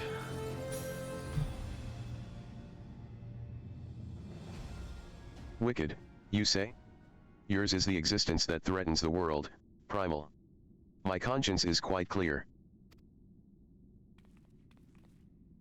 Before making wise retorts to the primal, perhaps you would care to explain, well, everything? Yes, please. What is there to explain? I acquired the weapon needed to defeat Eureka's avatar and set up an ambush. Isn't it obvious? I thought that you would be able to deduce my plan of winning the enemy's confidence, but it seems I overestimated you.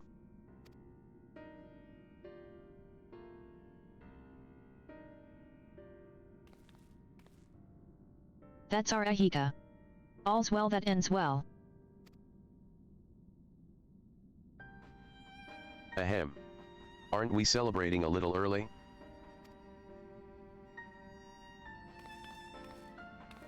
Yes, our Eureka indeed. My apologies. I'll restore the ward at once. No, Kryl. That is not what we need to do. Hmm?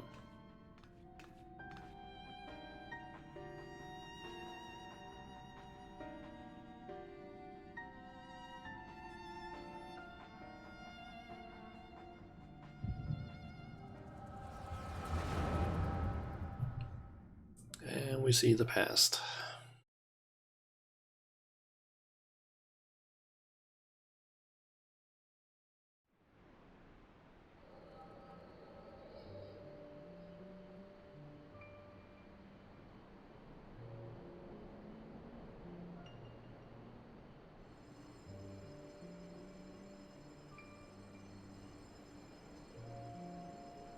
I'm against sealing it. If it's possible to slay Eureka, that is what we must do. In the absence of an avatar, its master might command it to forge more weapons than the ether it harbors. This is true. And without the means to replenish its ether, it will eventually consume itself.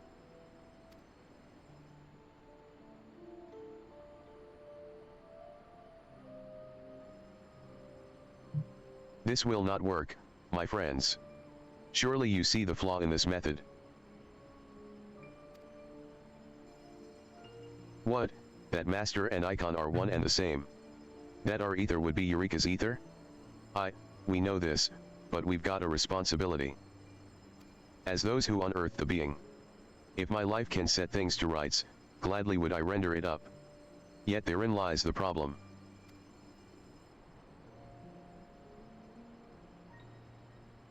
Eureka harbors tremendous ether.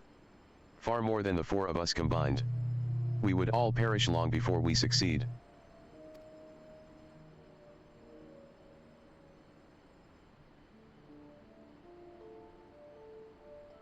Well, my friends, it seems we have no choice at all.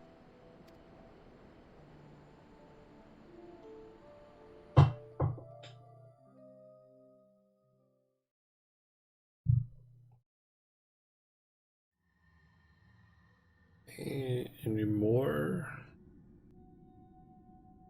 echo stuff? Let Nope. me guess, you had another vision?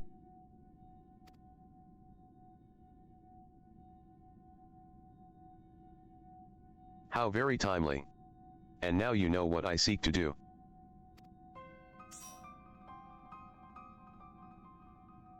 Now, wait here. What exactly are you planning to do? Humph. How many times must you make me state the obvious? Maybe we have to make you do that because it's not obvious. Master Golov conceived of a way to destroy Eureka, and I mean to carry it out. Out of the question. If the 4 founders together couldn't do this, what makes you think you alone can? Eureka expended vast amounts of ether to bring the Isle of Val out of the life stream. Even accounting for what it has since recovered, my ether alone should more than suffice. If that's the case, then I should be the one to do it. It's my solemn responsibility as the sole survivor of the destruction. Protected by your blessing as you are, Eureka will not recognize you as its master. Only I can do this.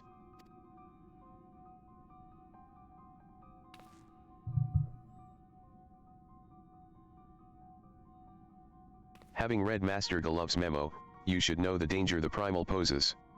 We cannot risk it falling into Asian hands again. Destroying it now is the ideal solution. There's nothing ideal about a solution that requires you to sacrifice yourself.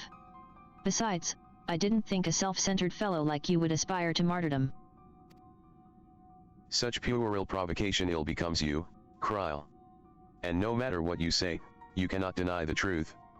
Sealing Eureka away would only be a temporary measure. Nay, we must destroy it, here and now. If Master Golov believed it possible, he himself would have done the deed. And it is possible now. I have already made my peace, let me do what must be done. What you seek to do, there's no undoing. It's suicide, plain and simple, and as your comrade I cannot allow it. With Emerald vanquished, there's no immediate danger. While Eureka is contained, we can search for other ways to deal with it. Your assertions are all too easily refuted, but 'tis plain you have already made up your mind on the matter. The best thing to do here is to defer to a third party. Me, Adventurer. Without you, we couldn't have gotten this far. You have as much say as any of us on how we should proceed. Very well. I trust Shauna's judgment. Whatever be her decision, I will accept it. There you have it. To defeat Eureka here and now, or to restore the ward and delay the inevitable. Make your choice, adventurer.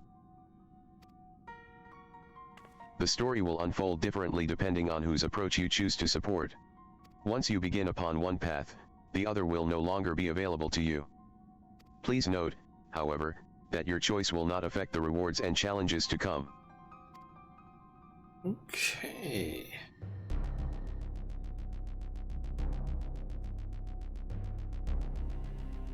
Huh. I'm at 150 of these fucking things, Jesus. Okay, so from what I understand, Ekija wants to basically destroy Eureka, but in the process potentially also die,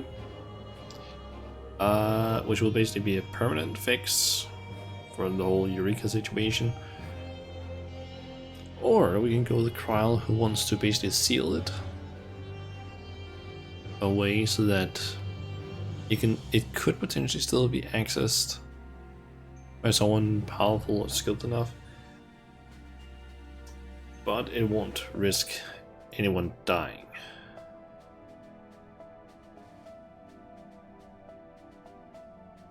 I'm gonna have to go with Kryl.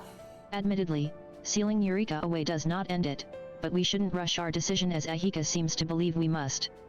Once the ward is operational again, we'll have ample time to consider the best course of action. Surely you agree with me? Should you give your support to Kryle's approach, Eureka's path will no longer be available to you. Please note, however, that your choice will not.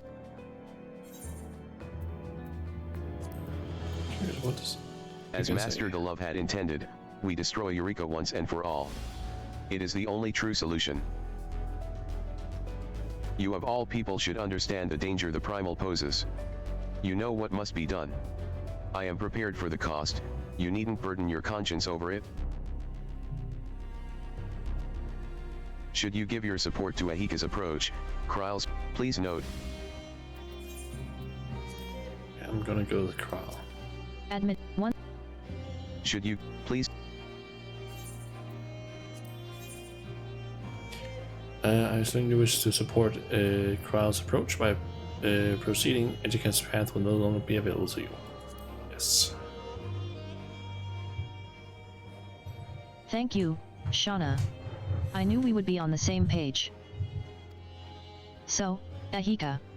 That is 2 against 1 in favor of restoring the ward. Lost your nerve, have you? I would try to impress upon you the danger of this course, but I would only be wasting my breath. If it's to be the ward, then so be it. I will cooperate with you. Be thankful. I'm thankful, truly I am. If you were to lend us your keen mind, I'm confident we will find a true solution. Without further ado, then, I will reactivate the ward.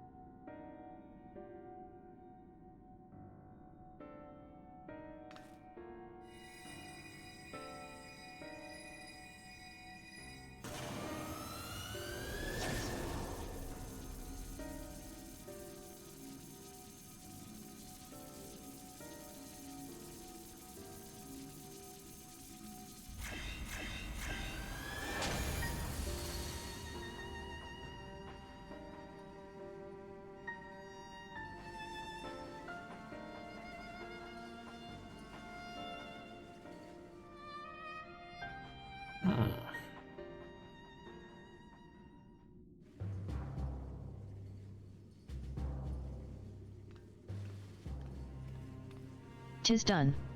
Eureka lies sealed again. I would sooner see it destroyed, as you know, but it's at least a step in the right direction. What next?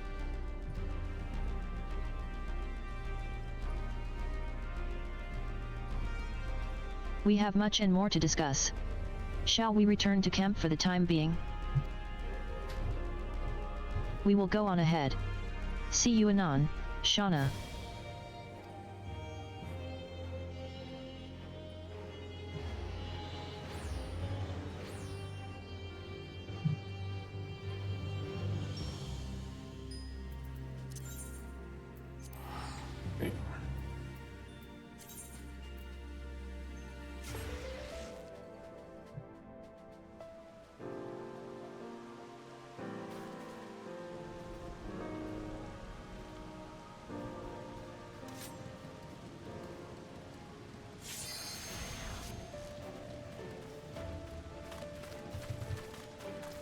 Okay.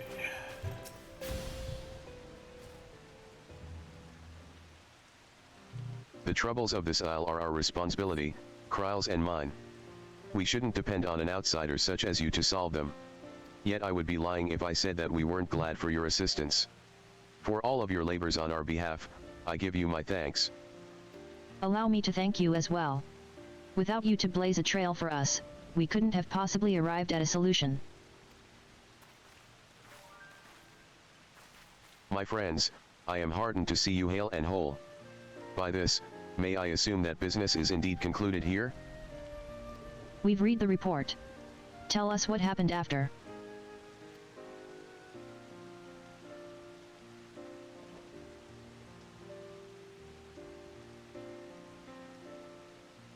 I'm surprised that Rowena and Hancock showed up.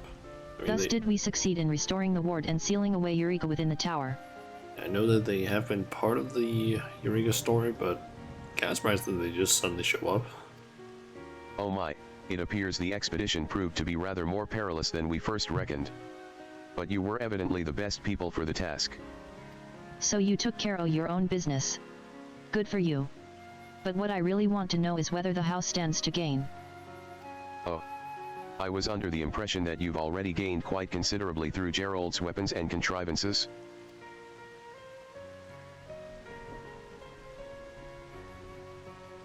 Not to say that our own company isn't interested in profit. Might we discuss the matter of our access to Eureka, begging your pardons, the Isle of Val? This indeed being the Isle of Val, we assert claim over it in the name of the students of Baldzion. Let us negotiate a deal. A deal? We will lease to you a tract of land upon which you may establish a port and carry out your activities.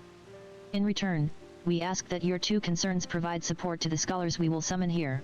Though we have succeeded in sealing away Eureka, much remains to be done. For one, we intend to find a way to destroy the primal outright. Given the distance from the Charlian motherland, however, it's a challenge to procure provisions. Thus we would turn to you in order to continue our work.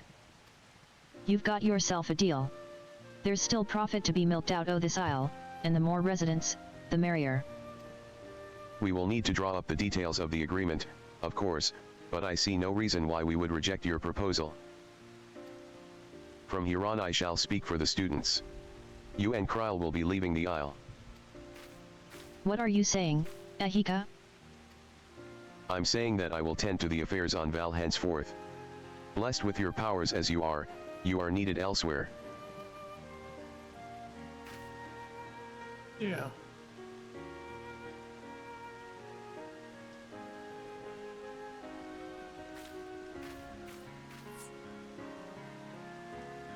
Ahika has matters well in hand. As he says, we have our duties as scions, so let us be on our way. Of course, dealing with the primal threat is part of our stated mission, and we will continue searching for a permanent way to defeat Eureka. Take good care of this place, all right?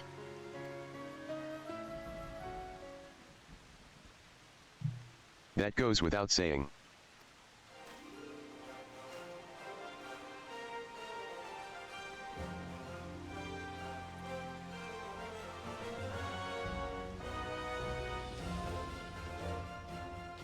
What about Baldzion Arsenal?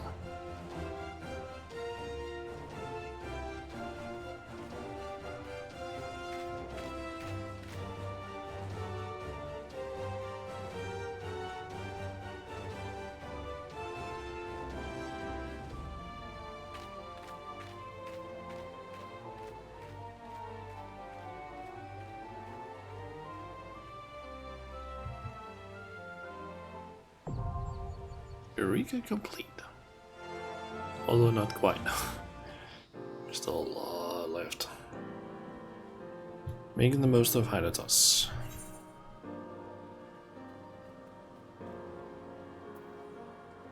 And Eureka Explorer. So that should basically also have unlocked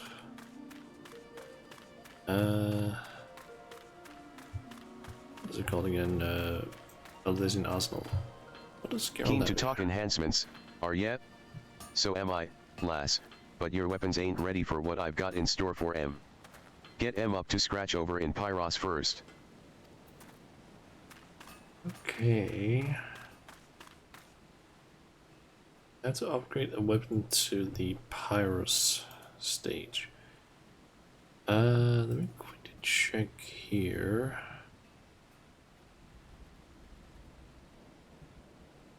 How far have I gotten with some of these relics? Let's see. Okay, yeah, so I would basically have to upgrade it to the Pyros, like upgrade a weapon to the Pyros version. The easiest one that would be with currently is the battle axe, since that's the one that I currently have at the elemental stage. which is the last step for Argos. I do also have the Summoner book at Pagos +1, which means that I just need to upgrade it once more to get the Elemental Tome. Then I would have to upgrade it 3 times in order to basically unlock this, and I also need a shit ton of things that I need to craft in terms of logos. Like with that whole thing. So, yeah.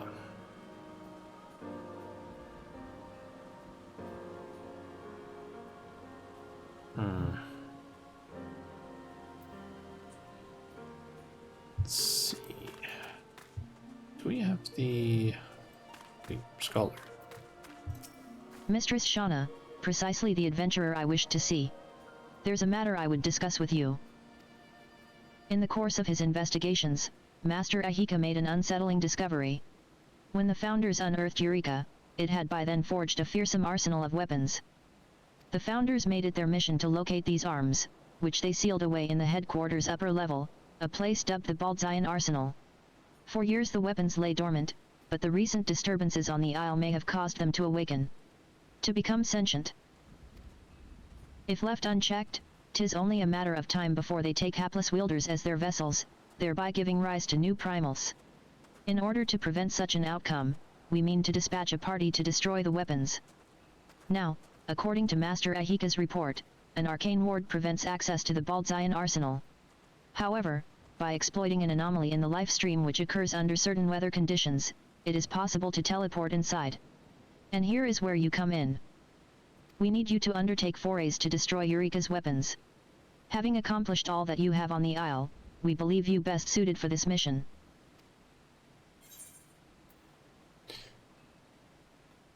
Warning, the Baldzian Arsenal is an unimaginably punishing duty. Even the entry condition alone will not be easily fulfilled. An emerging triumphant will require teamwork, tenacity, time, knowledge, courage, strength, and not the least of all, luck. Do you read and understand this warning? Yes. Acknowledge the extreme difficulty of the Baldzian Arsenal? Yes. Now it's accessible. Nice. You now have access to the Baldzian Arsenal. Details such as entry conditions and the unique challenges within can be had by speaking with the Expedition Scholar. It is recommended that you first gain a full understanding of what awaits before venturing forth. Okay. Okay, there's the lock picker.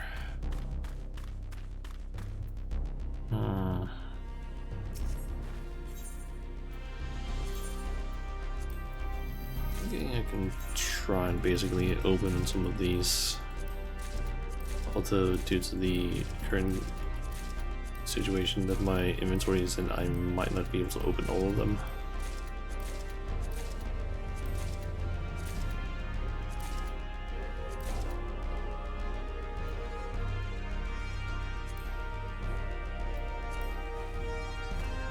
I ran out of space.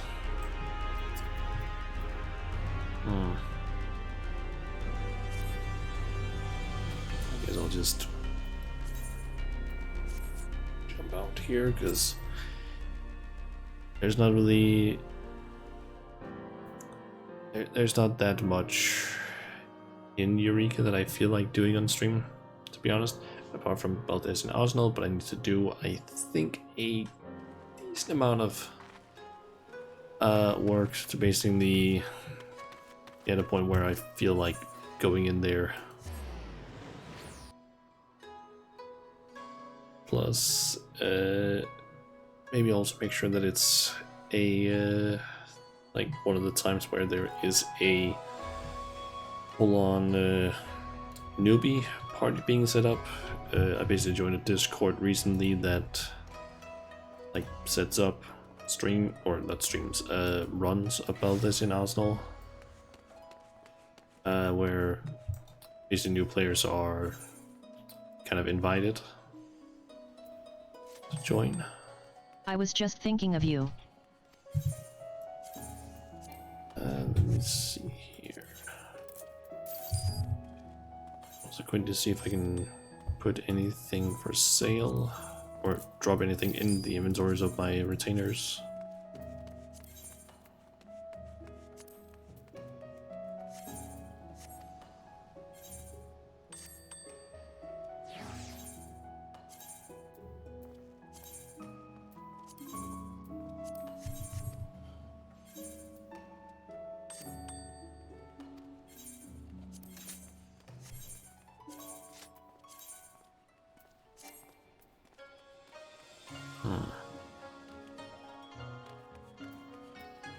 Let's see. Just sell these. Yep.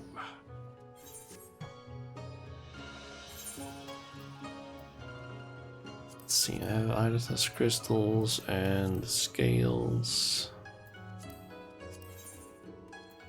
Don't have any lockboxes anyway, but I do have potions.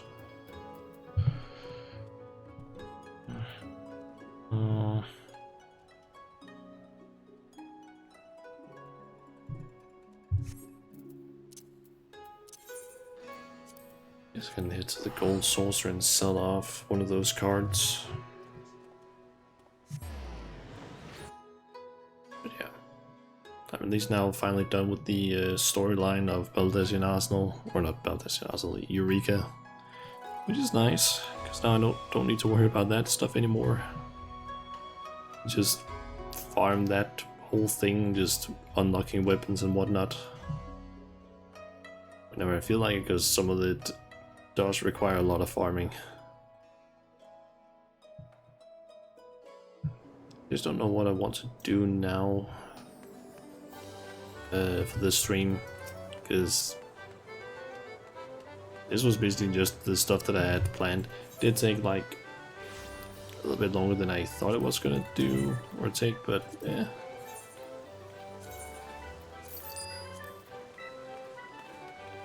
A huge amount more though. Yeah, I don't really have anything else planned. Just like most of the other things that I could potentially do would maybe take a bit too long, or I would prefer to basically just do an entire stream of specifically that stuff. Because I can quickly do slices right. And that one is apparently going to be up in a little bit. Like, things that I could do include, like, there's a bunch of quests that I could do for the different, what's it called again? The different classes, for example. But I kind of feel like I should maybe have like one stream just completely dedicated to like one class's quests, because they do take a while to get through. Let's see, there's still the last 30 floors of Heaven on High that I haven't done, that I could still do. But I kind of want to basically make that its own stream as well.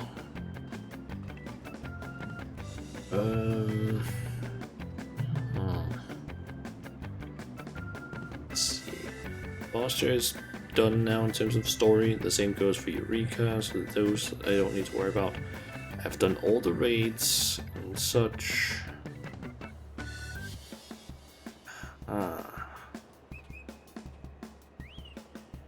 There's still Baldesion Arsenal, which I want to do my first run of on stream. I just need to be more prepared, basically. So yeah, that's the thing. What else? Yeah, there's the role quests. I'm still missing 2 of those. And the final complete one for Walker.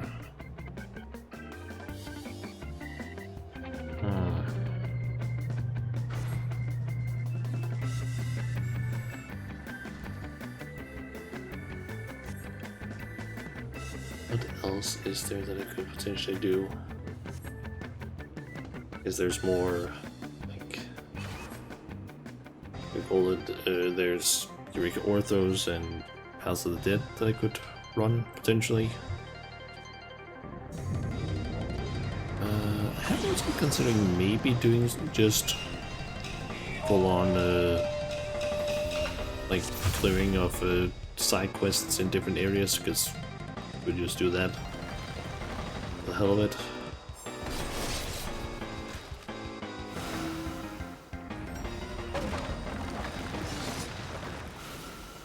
Let's see. And just stay still. Oh, just so I get a better look.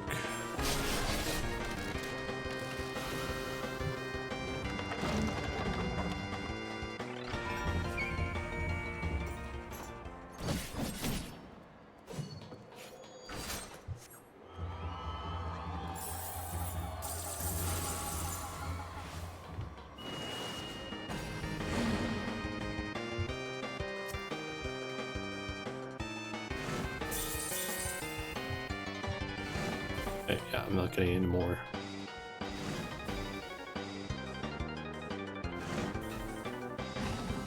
That person was too close. Or stood in the path.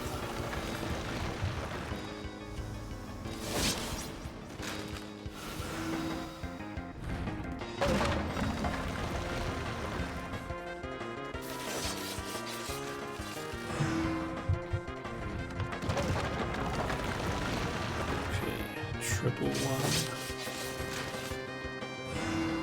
I think this is safe.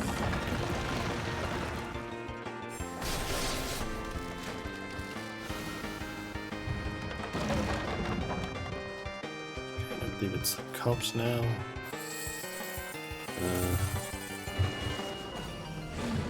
Stand on the MG1, I think.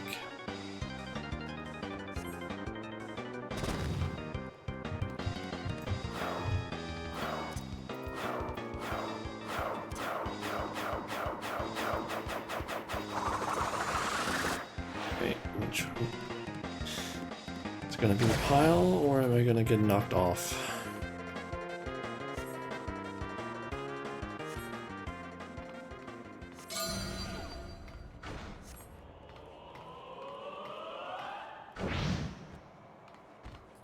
It was actually the things that it had was showing originally. Okay.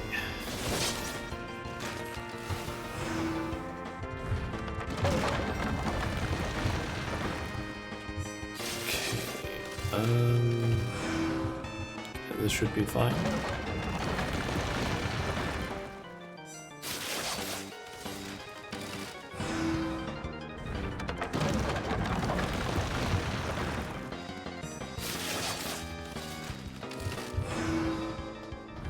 Here, yep, that was safe.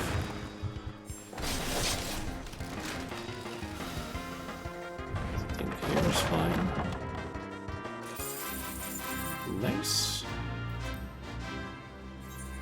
How close am I actually to finishing up that one?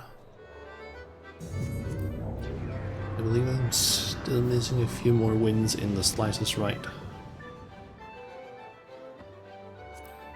One more. And then I get Kindred Sword. Nice. Plus, I believe I also need that one for... No, I actually don't need that one for this. Ah. Did I? Random money 3. Yeah, I don't need that one for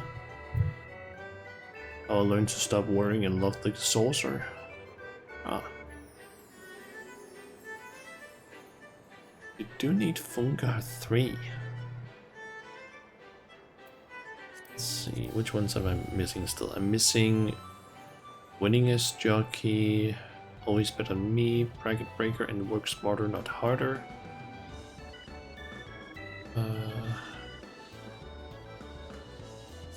Let's see.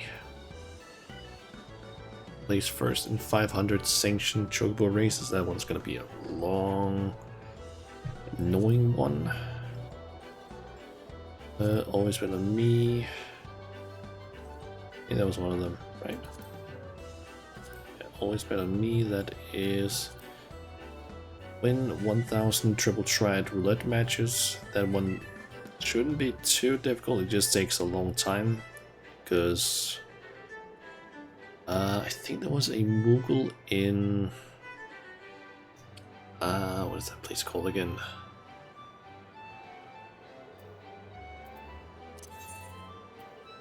What is that place again? Churning Mist. There's one near Markholm that I believe has a pretty weak, like, what is it called again? A deck, which can oftentimes work in your favor. I think I farmed the 300 on that one. Let's see, Bracket Breaker, win 100 triple triad tournament matches. There, just need to like participate in a lot of tournaments. Work smarter, not harder. Win a total of 1 million from the Jumbo Cagpot. Not far off. Maybe a few more weeks. Let's see.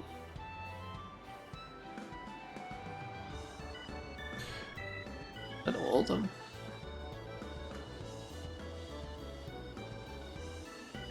So get MGP in tournament matches, roulette matches, and chocobo races. Yep, that's all I need to do still. Gonna be a long, annoying road to get that though, but still, and I still need to learn Metro so I can actually get these. Preferably because I would really like to get this stuff. Even, like, if I could just get this, I would never be playing it again. I just want to learn it at some point. I do also wonder when Blunderville is gonna be returning, so we can make more attempts at this fucking bullshit achievement stuff. Basically, this achievement is absolute bullshit. You can try and get anyone who tried doing the event know how fucking annoying Blunderville is, because one, a bit of lag makes it so that sometimes you get hit by stuff that you shouldn't have been hit by, based on your screen, and second off, there's only one person in a 24-man match that can basically get a win. I think I've seen several people basically be like, they wish that they would change this thing to maybe, like, I don't know, get to the last match or last round X amount of times instead of like, oh, you need to win 100 times. It's basically, it's super difficult to basically get 100 wins. I've seen literal people, or technically I haven't seen it. I've heard of people just straight up using cheats to just like win matches because they just didn't want to bother with the whole thing. But I really hope they change up how the how this achievement works, because the 100 wins is so fucking annoying. Especially also because of the fact that the whole setup for Blunderville is annoying as hell, because it's like, oh great, here's like you're gonna have to go through several cutscenes that are boring as fuck to watch, and you need to watch them every single time. You can't skip them, and if you basically end up losing like a round, you have like an extremely short amount of time to basically pull up the duty window and leave, because if you don't do that, you will be forced into the next match and have to basically sit and watch, or basically you will be forced to basically go into the next match. If you don't leave before the round is over, you will basically be placed into the next round, but as a ghost, so you can spectate, which no one fucking does. No one gives a shit about that stuff. unless you're playing with other like friends. But like, you basically get forced into the next round and have to sit and watch the cutscenes again, only to then be able to just be like, yeah, I'm leaving.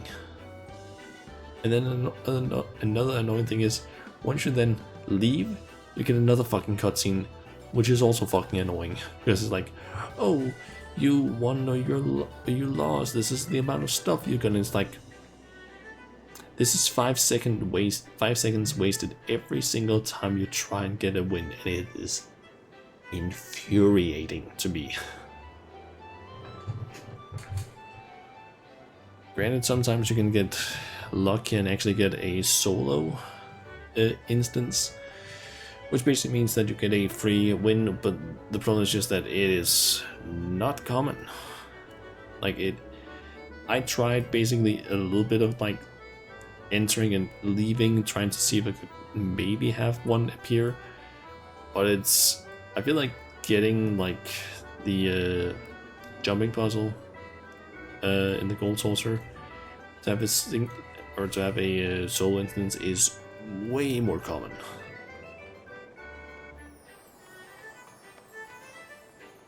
So yeah. Anyway, let's see. Is there anything else I could really do? I honestly can't think of anything. Technically, I have Wondrous Tales I could do, but I'd rather just do those on my own time, where I can just quickly spam through things and, I don't know, have some YouTube on the side that I can watch. Yeah,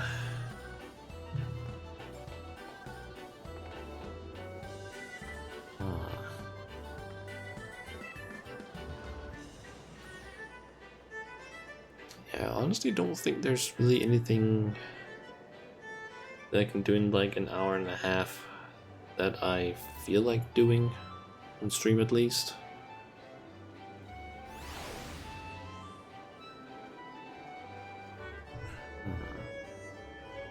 We could check something actually. Do I still have that site saved? I do have the XIV checklist. Let's see. It just needs to update. I haven't checked this website in so long.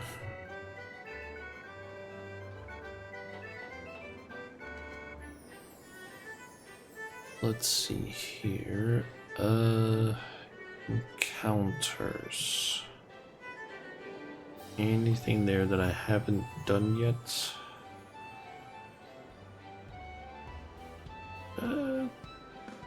There's still some stuff there that I haven't done, it seems.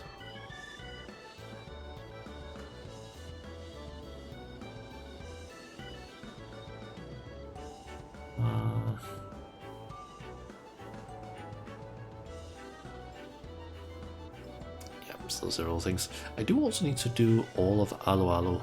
Now that I think about it. There's some stuff there that I could do.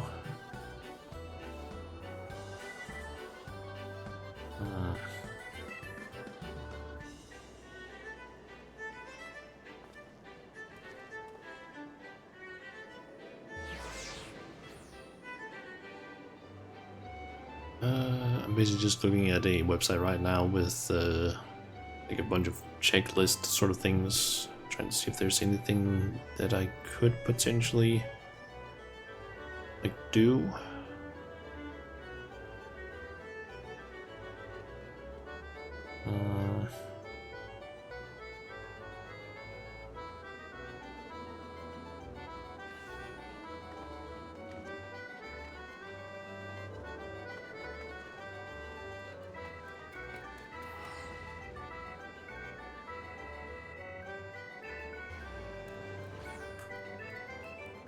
Yeah, there isn't really anything there that I could sort of easily do. It's just a bit unfortunate.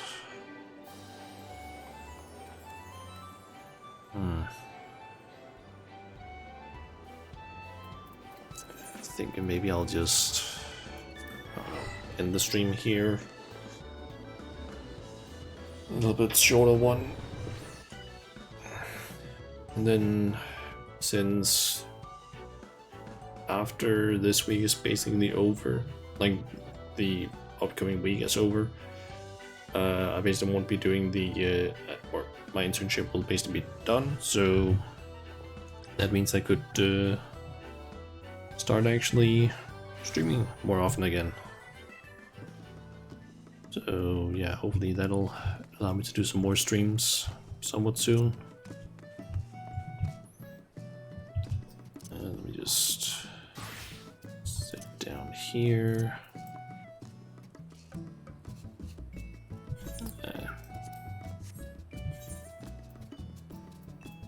I want to remove my glasses. But yeah. Let me turn that off. And yeah, let's lower the audio a little bit for the music. So I am thinking that this is gonna be the end for today's stream then. I do want to quickly remember to do something that I think I forgot to do last time. And that is, where is that thing again? There it is. I think around a month ago or so, I basically made a poll on straw poll, which I'm gonna link to now in the stream chat. Yeah, that poll basically is for helping me pick the next game that I should be playing alongside Final Fantasy, because I recently got done with the Hollow Knight, and yeah, I don't really know what I want to play now. So I just ended up picking, I believe it's 7 games. Haven't actually checked if I can run all of them. There is one of them that might be a little bit iffy if it wants to actually work correctly, and it would also technically be a little bit more of a pain in the ass to set up. That doesn't matter, but yeah, it's basically just 7 games that I'm considering playing at one point at least, but then I'm just, yeah, letting people decide it. Only problem is just that right now the results are 1 vote for everything. So it's even, which is a little bit annoying. But yeah, the games are basically Enderall Forgotten Stories, which is a Skyrim like complete mod overhaul. So actually, I don't even want to call it that. It's showing off the perfectly balanced straw poll. Yes, is that one. I'm basically just sharing it because I think I forgot about it last time I streamed, and I haven't really, I guess, promoted it that much. But yeah, the games are basically Enderall Forgotten Stories, which is a, from what I understand, it's a sort of a game that people have, like, that a group has made with some, basically using the what do you call it? They have made a game using the Elder Scrolls engine to basically like make an extremely just massive mod, and yeah, you can basically just play it in Enderall Forgotten Stories. It's just the Skyrim version of it. I believe I tried playing it a little bit, like many years ago. I think maybe in like 2012, 2013, something like that. I don't remember exactly when it was, but it didn't really like grab me, and I didn't really know what the hell to do, so I ended up just not playing it. It might also not have helped that my PC back then was not exactly the greatest. Then there's Bloodstained Ritual of the Night, which is, I believe it would basically be classified as a Metroidvania, which I believe I've seen Eureka play a little bit of at one point.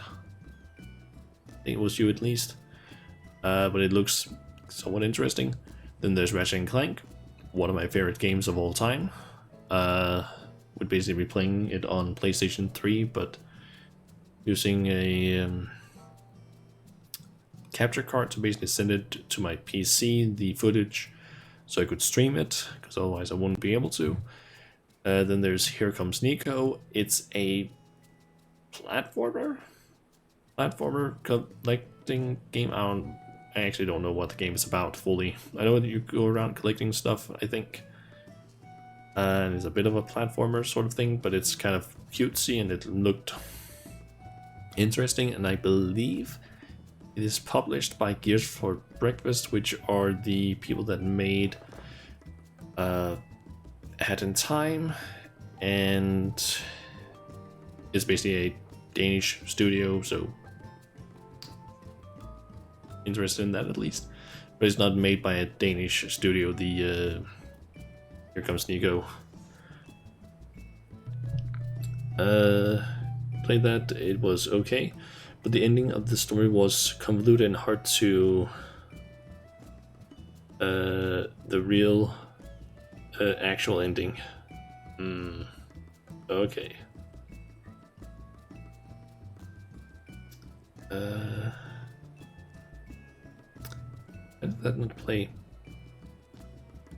For some reason the wet fart thing didn't play. Okay, I think I might have so I have to get the real actual ending. Ah, okay. I think I might have messed up with some audio stuff there. Even want to play? I mean, I don't mind. I think I've just messed up with some audio stuff. Let me quickly see here. How did I get that stuff in there?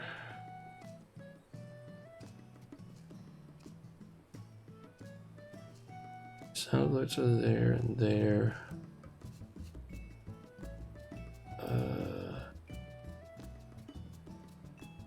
Why is it not over on this one? Yeah, to be honest with the whole like sound alert stuff, I haven't fully set it. I don't think I've done enough testing with it. For some reason it's not showing up in my audio mixer thing here. Why the hell is it not showing up?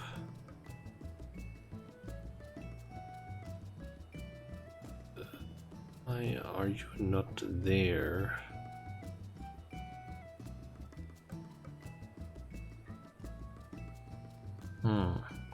Okay, give me a sec. I'm just gonna quickly try and go to something I might not be able to. You might not be able to hear me for a second, and the audio might disappear. I don't know, but give me a sec.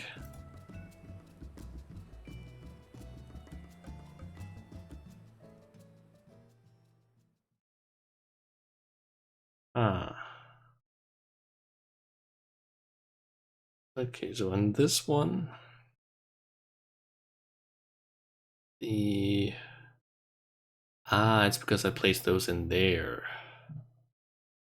That makes more sense. Okay, so basically the reason why it wasn't playing was because I'm basically using nested scenes for some of the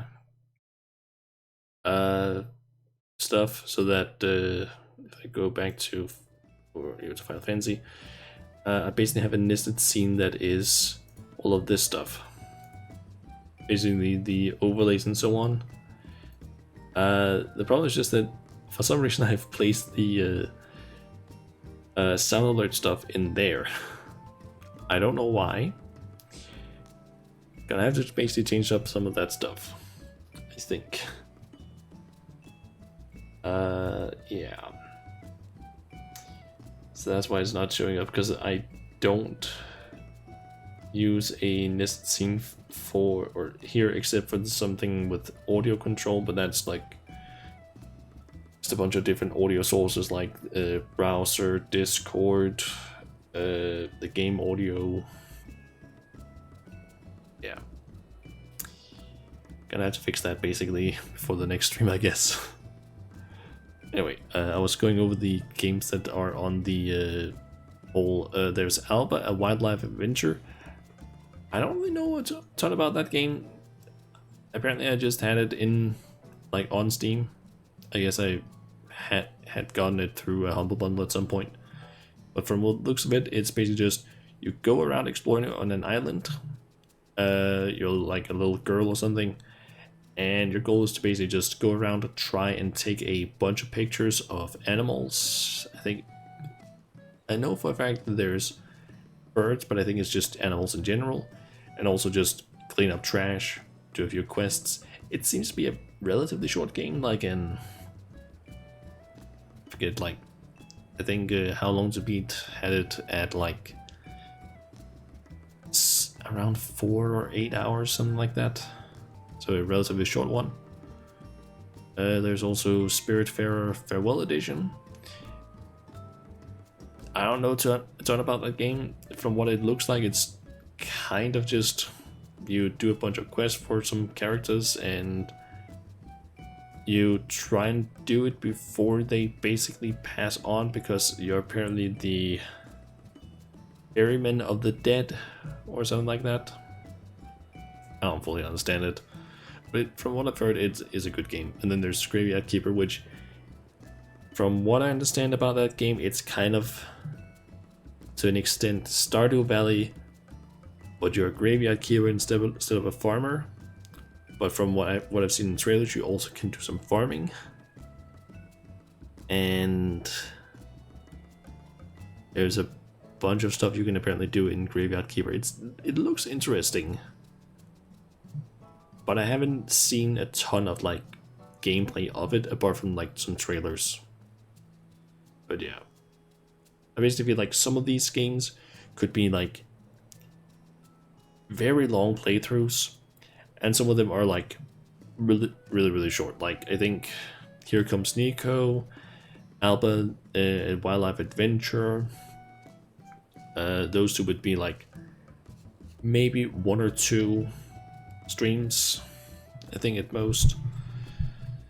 It's a fetch quest. Yes, it's a good just chatting game.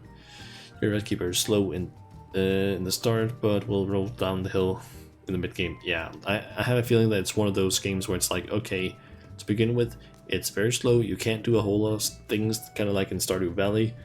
But then as you get further and further into the game and unlock more things, you basically can start doing a lot more stuff, and it gets progressively faster to do things. But yeah, Here Comes Nico and Alba, I think, are really short games from what I understand. Ratchet & Clank, I can probably finish that one in like 3 or 4 streams because I've played that game so much. Granted, it's been technically more Ratchet & Clank 2, Going Commando, that I played more. That one I basically know the back of my hand. But yeah, that one I feel like could be a medium game. I don't really know about Spiritfarer and Graveyard Keeper. Bloodstain could be a somewhat long one, and I'm pretty sure that Enderroll is a very long game. But I don't fully know how long, because yeah, I don't know the exact scope of the game, so could be very short, could also be extremely long. I have no clue. Yeah. Let's see. I guess I will try and find someone that I can raid.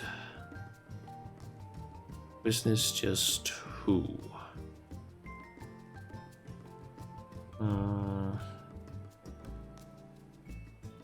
Could go with Yomo. Since he is playing some Minecraft from the looks of it.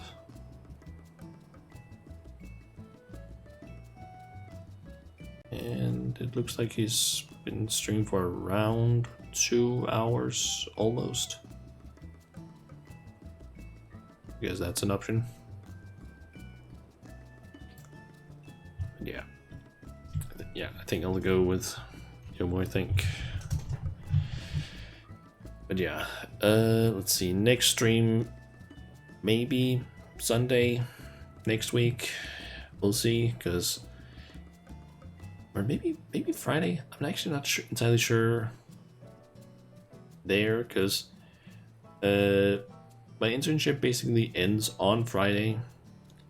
I don't know if I'm gonna be there for like the entire day, or if it's like I can leave early or whatever. I have no clue.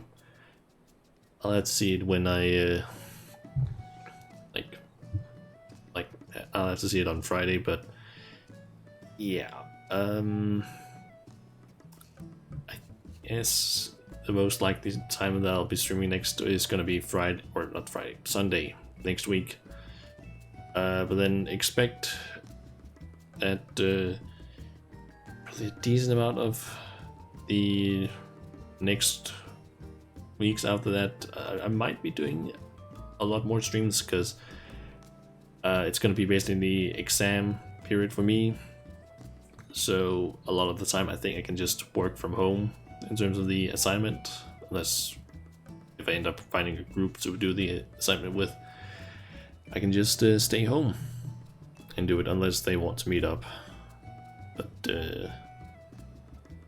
yeah, that's the plan for now, at least. Don't really know what I'm gonna play on Sunday necessarily, but I guess we'll find out about that when we get there. But yeah, I'm gonna stop just talking and go ahead and raid Gobo, so I can maybe go out and grab some early dinner, because I don't really know what else to do. I guess I should actually also do some writing of my synopsis I have to get ready for Friday. Need to write like 4 to 5